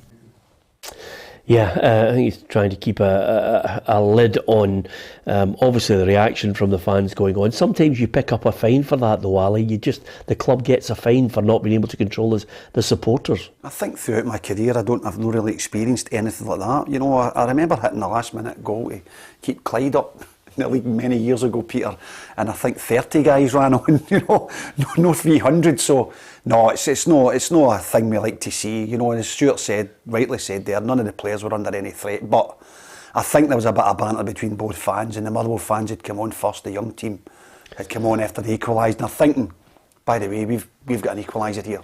Yeah. But they never took it into account. There was still 2 minutes to go, and Matt O'Reilly was going to pop up the back post. I have to tell you, you know, as a young supporter myself, when I was going to games and thoroughly enjoying them, only once. Tell me, you jumped on the park. No, only once in my life, Ali, have I actually contemplated going onto the park, and I decided against it.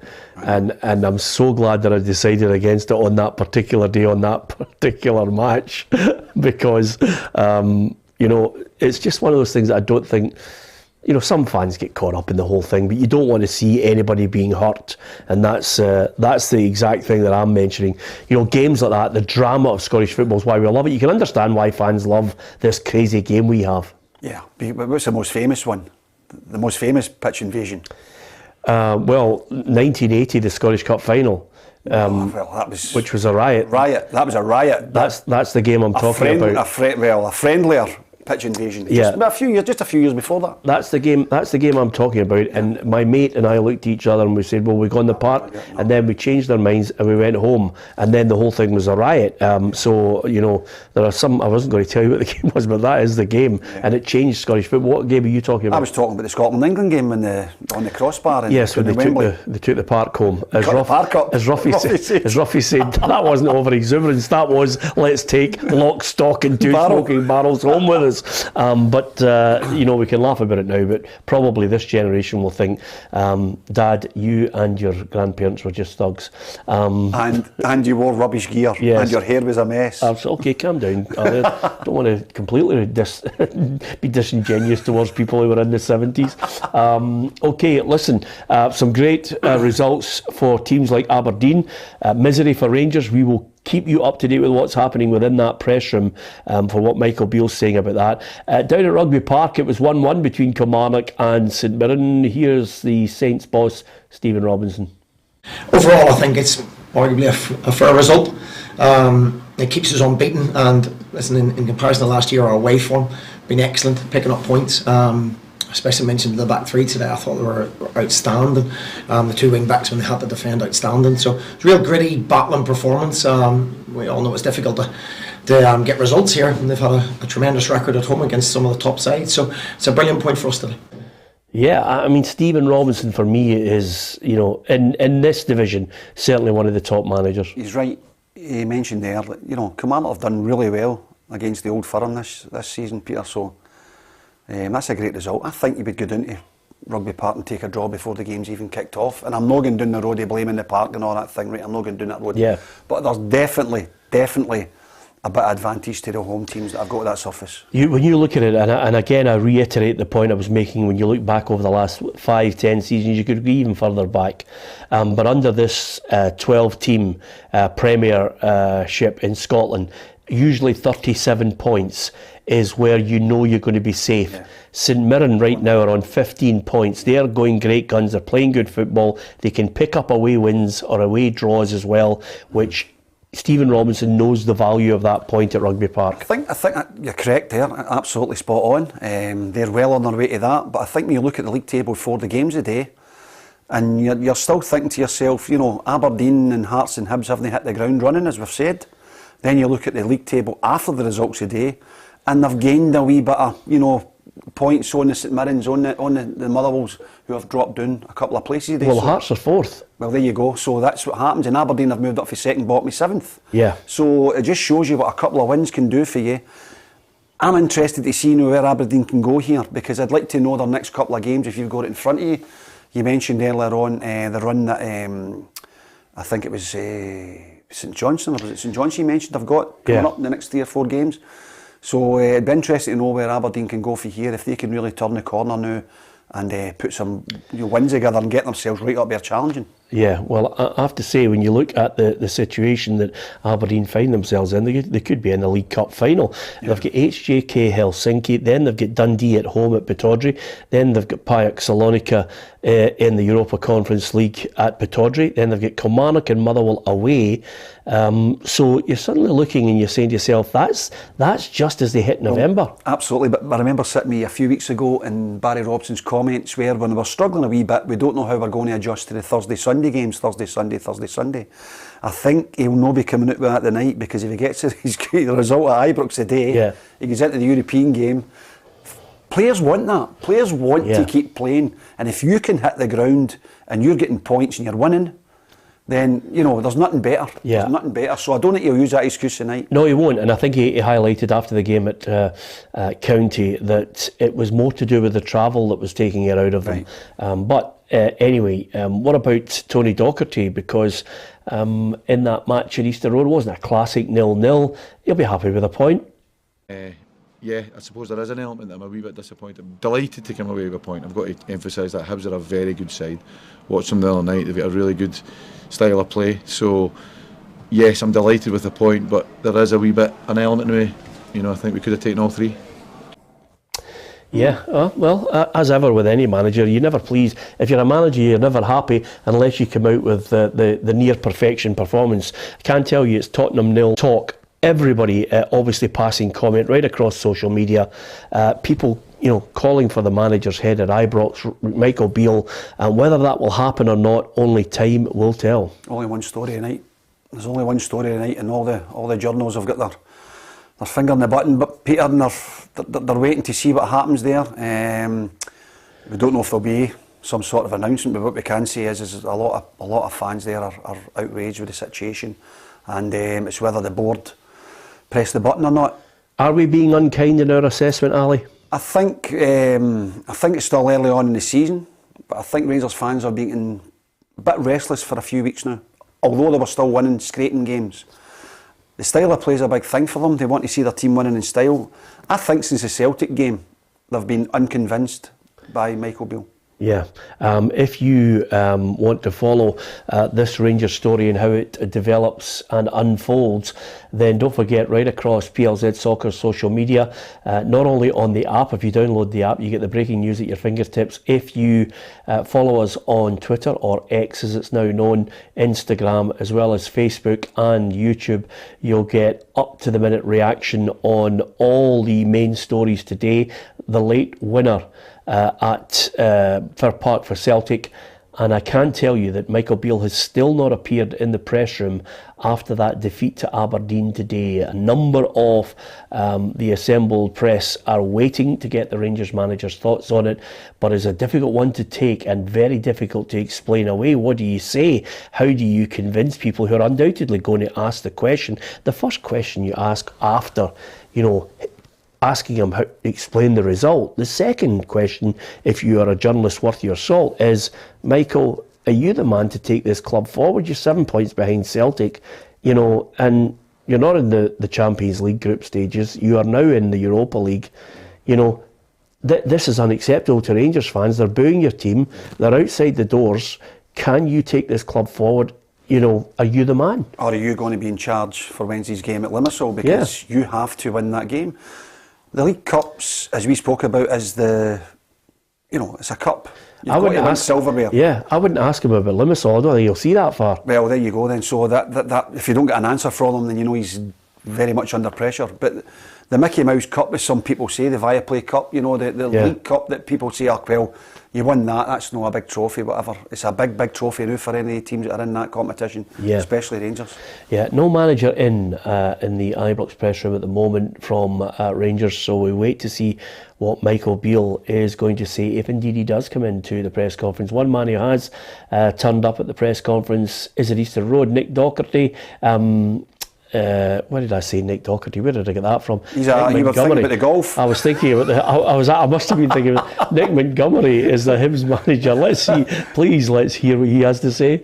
Definitely frustrated. I thought we did more than enough to win the game. You know, again, stats are stats. I don't win a game of football, but 23 shots. I think we had 10 on target today too.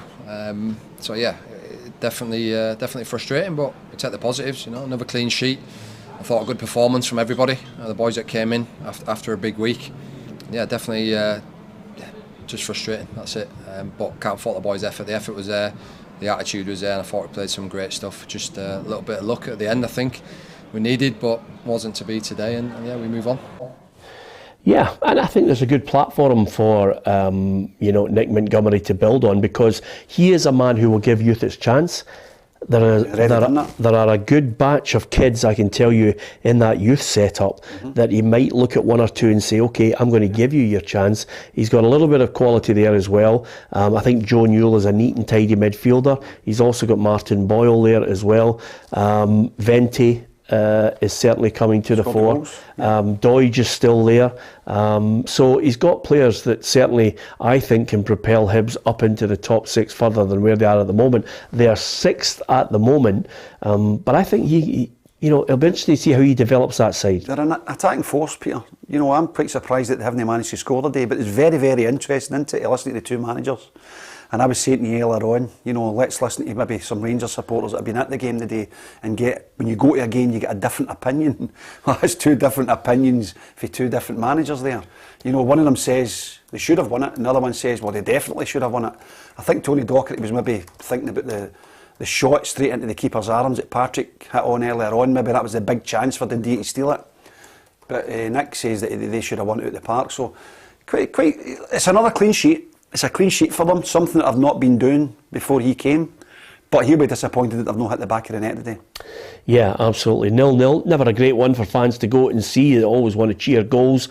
They certainly got them at Fir Park. Some of the fans going crazy in the Motherwell end when they got the equaliser. And then a couple of minutes later, it was the Celtic fans' turn to jump onto the park as they come up with that late winner in a 2-1 win for Celtic against Motherwell at Fir Park. Hibs 0, Dundee 0, Kilmarnock 1, St Mirren 1, Rangers 1, Aberdeen 3, Ross County 0, Hearts 1, and St Johnstone 1, Livingston 1 is how it all unfolded in the Scottish Premiership today. And if you were looking down south, there was a few surprises in the English Premier League. Aston Villa thumped Brighton 6-1, Arsenal 4-0 winners at Bournemouth. Everton in trouble, lost 2-1 to Luton at Upton Park. Manchester United, trouble there as well. They lost 1-0 at Old Trafford to Crystal Palace. Newcastle 2-0 winners over Burnley. West Ham 2, Sheffield United 0, and Wolverhampton Wanderers 2, Manchester City 1. What a big win that is for Quite Wolves. interesting that, Peter, because Pep always looks for an excuse after getting beat. He shouldn't have any excuse with the £1 billion that he spent. Yeah. But it's just amazing how there's journalists all over the country tonight going to be on a high because of some of the results of some of the big clubs, Everton, Man United and up here Rangers. Yeah, it's an interesting one here as we wait for the main story to come out of Ibrox and how they're feeling about it. But right now, I'm looking and I'm thinking to myself that Michael Beale, as they say, is dead man walking in this job. I think people are waiting for the axe to fall. I expect it to fall tonight, if not tomorrow. Interestingly enough, he's still in the job, and the nature of it is there are now people already speculating that if he does go, who can somehow turn it around? That's what we're speaking about there. I just can't seem to get a name of someone that would come in and take that on at the minute. Is there a big enough manager? Do Rangers have the financial clout to go and get a guy of that ilk? I don't know. I really don't know. Is it a case of sticking by him?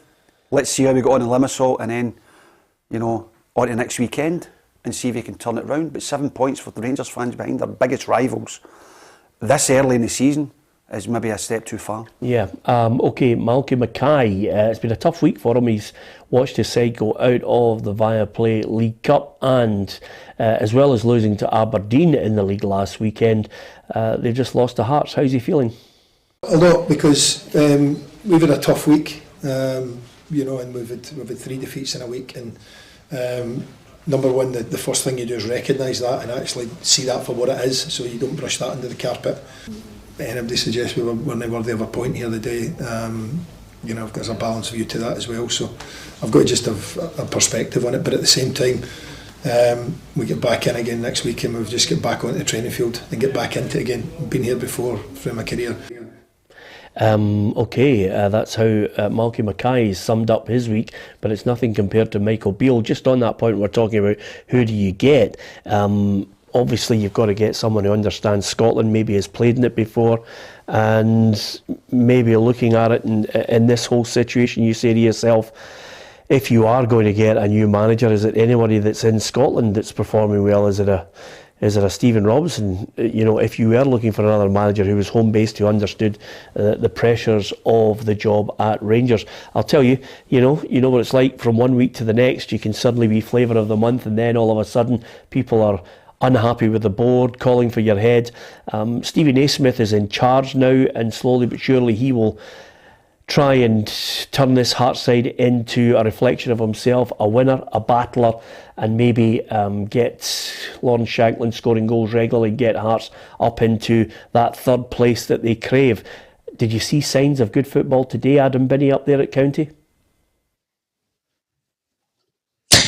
Definitely in the second half, yeah. I thought in the first half, Hearts maybe lacked that little bit of imagination and creativity in the final third, but when the substitutions in the second half came on, absolutely, Alan Forrest and Alex Lowry both done very well, as did Andy Halliday, playing a bit of a different role when he came on later in that second half. That's two important away wins in a week for Hearts, and through to the semi-final of the Cup. They win today in a really tough place to go, which is Ross County. I know a lot of people were thinking about this next little spell of games for Hearts could be a real tripping point for Stephen Naismith, but they've come through it. Now they have got 3 massive games. We've got the Edinburgh Derby at home next week, followed by Rangers and Celtic. This is the perfect chance for them to go in on form, 2 massive victories, and get another one in the Edinburgh Derby next week. Hearts will be absolutely flying.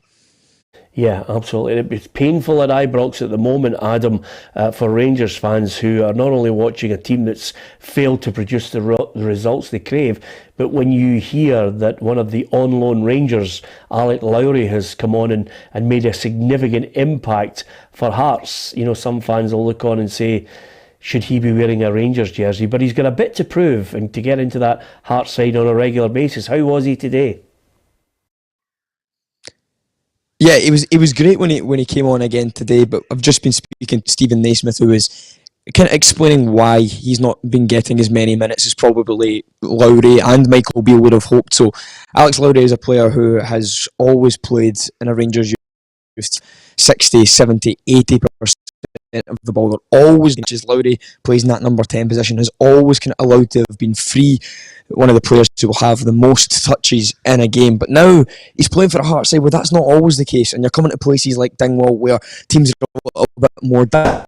Was explaining that he's trying to teach Lowry on how to react to the second ball. So when County play it long and it's down, Lowry has to be positionally and spatially aware of where to be so that he can pick up these loose balls, because it's something he's not really done. I've just been speaking to Alex Lowry there himself, who says it's something he wished he had learned to do when he was younger. Of course, he never had the opportunity when he was playing in these Rangers youth teams.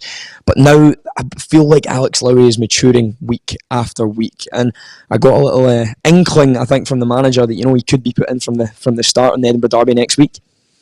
Excellent. Great to hear from Adam up there at Dingwall for that match, and of course a safe journey back down the road. Hearts with a good win there. Well done to Adam. Watching that Hearts win for Stevie Naismith's side against Ross County. Michael Beale still not into the press room, and they'll wait it out, as a number of Rangers supporters outside will also wait it out to try and make sure that the players and a number of the board members understand why they're angry. Yeah, and it's for the press people especially, Peter, they're sitting waiting on to send their stuff to press, and people will be waiting on what he's going to say, and there's nobody turned up yet. I just wonder what it would be like for the players to leave Ibrox tonight, maybe with some people being there as well as the board members, whether they're maybe going to get held back if it's that many numbers as we've been told. So yeah, it's quite a difficult situation for everybody in the staff at Ibrox, never mind the manager. We haven't seen the overall 90 minutes and the performance from Rangers against Aberdeen, but nevertheless, losing a man and going down to 10 men was always going to be difficult when you're 2-0 down. Scott Wright with a second yellow card. But over and above that, they squandered a lot of chances early on. They weren't able to capitalise on them. Aberdeen took the chances that they created and end up with all 3 points. I just wonder if you were looking overall and saying, OK, if he's not going to continue as Rangers manager, if they do indeed pull the plug, where has it all gone wrong for them? His signings. They've not hit the ground running. I know they were quite buoyant with Cantwell and Raskin last season, saying that they come in, they got that victory against Celtic last season, but this season, I know there's been a lot of injuries, Peter, but they guys haven't been playing well either. Yeah. So you go with your signings, and these signings haven't been good enough. I'll tell you, there's a challenge gone in from Curtis Jones of Liverpool, which the referee has then gone to VAR to have a look at. He gave him a booking for it, but on reflection, it was one of those studs up. Could have been an ankle breaker. Curtis Jones sent off, Liverpool down to 10 men against Tottenham, and Ange will be thinking they can take the scalp of Liverpool now. He's hit the ground running, hasn't he? Yeah. I mean, he's done something down there. They've bought into the way he wants to play, and he's getting results. Should I text Ange and ask him for the 6 numbers in the lottery tonight? He's I mean, they absolutely love him down there. Absolutely, you know. And I was just kind of worried with the fact that Harry Kane was moving on, and who were the supporters going to take on as their new messiah, and it seems to be Ange at the minute. Yeah, it does. Celtic are at the top of the table tonight after that 2-1 win against Motherwell. They're on 19 points, St Mirren on 15, Rangers on 12 after that defeat to Aberdeen, Hearts and Motherwell on 10, Hibs on 8 with Aberdeen on 8, and then there's a clutch of clubs, 4 of them, Kilmarnock, Dundee, Livingston and Ross County, all on 7 points. St Johnstone at the foot of the table, despite picking up a point against Livingston, they only have 3 points and occupy bottom spot in the Scottish Premiership table. On an afternoon when Rangers fans were watching on and thinking maybe Celtic are going to drop 2 points because it was Motherwell who managed to get a late equaliser in that game against Celtic after Luis Palma had scored his first goal for Celtic, but up popped Blair Spittle with a goal for Motherwell, but 2 minutes later, deep into injury time, it was Matt O'Reilly who scored the winner for Celtic. The Rangers fans heading to Ibrox would have been gutted at that news, but still hoping their side could continue to keep the pressure on Celtic to make sure that they don't fall further behind. They were 4 points behind before they kicked off against Aberdeen, but it all came crumbling down, and Aberdeen were able to race into a 2-goal lead in that match, and from there they never looked back, Ali. And it was Aberdeen who ran out 3-1 winners. The discipline from Rangers, Scott Wright sent off, and the performance of them has prompted the Rangers fans inside the stadium to be angry towards the players. And you can understand right now why a lot of them are saying enough is enough, Michael Beale has to go. Yeah, and they've had enough, the fans have had enough. The press, as I said, are waiting to find out what happened. We maybe find out later on the night. He's obviously in with the big wigs at the minute, speaking to them. I think it will happen tonight as well, Peter. I can't see it going any further than this. Yeah, absolutely. Thanks to Ali Graham and hopefully to you for staying with us. Don't forget to hit the subscribe button on PLZ Soccer's YouTube channel. Stay across all our social media platforms because we will keep you up to date with developments at Ibrox on the day when Aberdeen and Barry Robson's men should be getting all the praise for a 3-1 win at Ibrox. It's been over 5 years since they last managed that. But every now and then when you get a situation like this, you know what it's like. Celtic and Rangers, they're only 1 or 2 defeats away from a crisis. There's a crisis at Ibrox. We don't think Michael Beale's going to survive the night as Rangers manager. Will they cut the cord and be looking for a new manager, or will they persevere with him? Only time will tell. Keep it locked to PLZ Soccer and we'll keep you up to date. Thank you for watching today. Have a great weekend.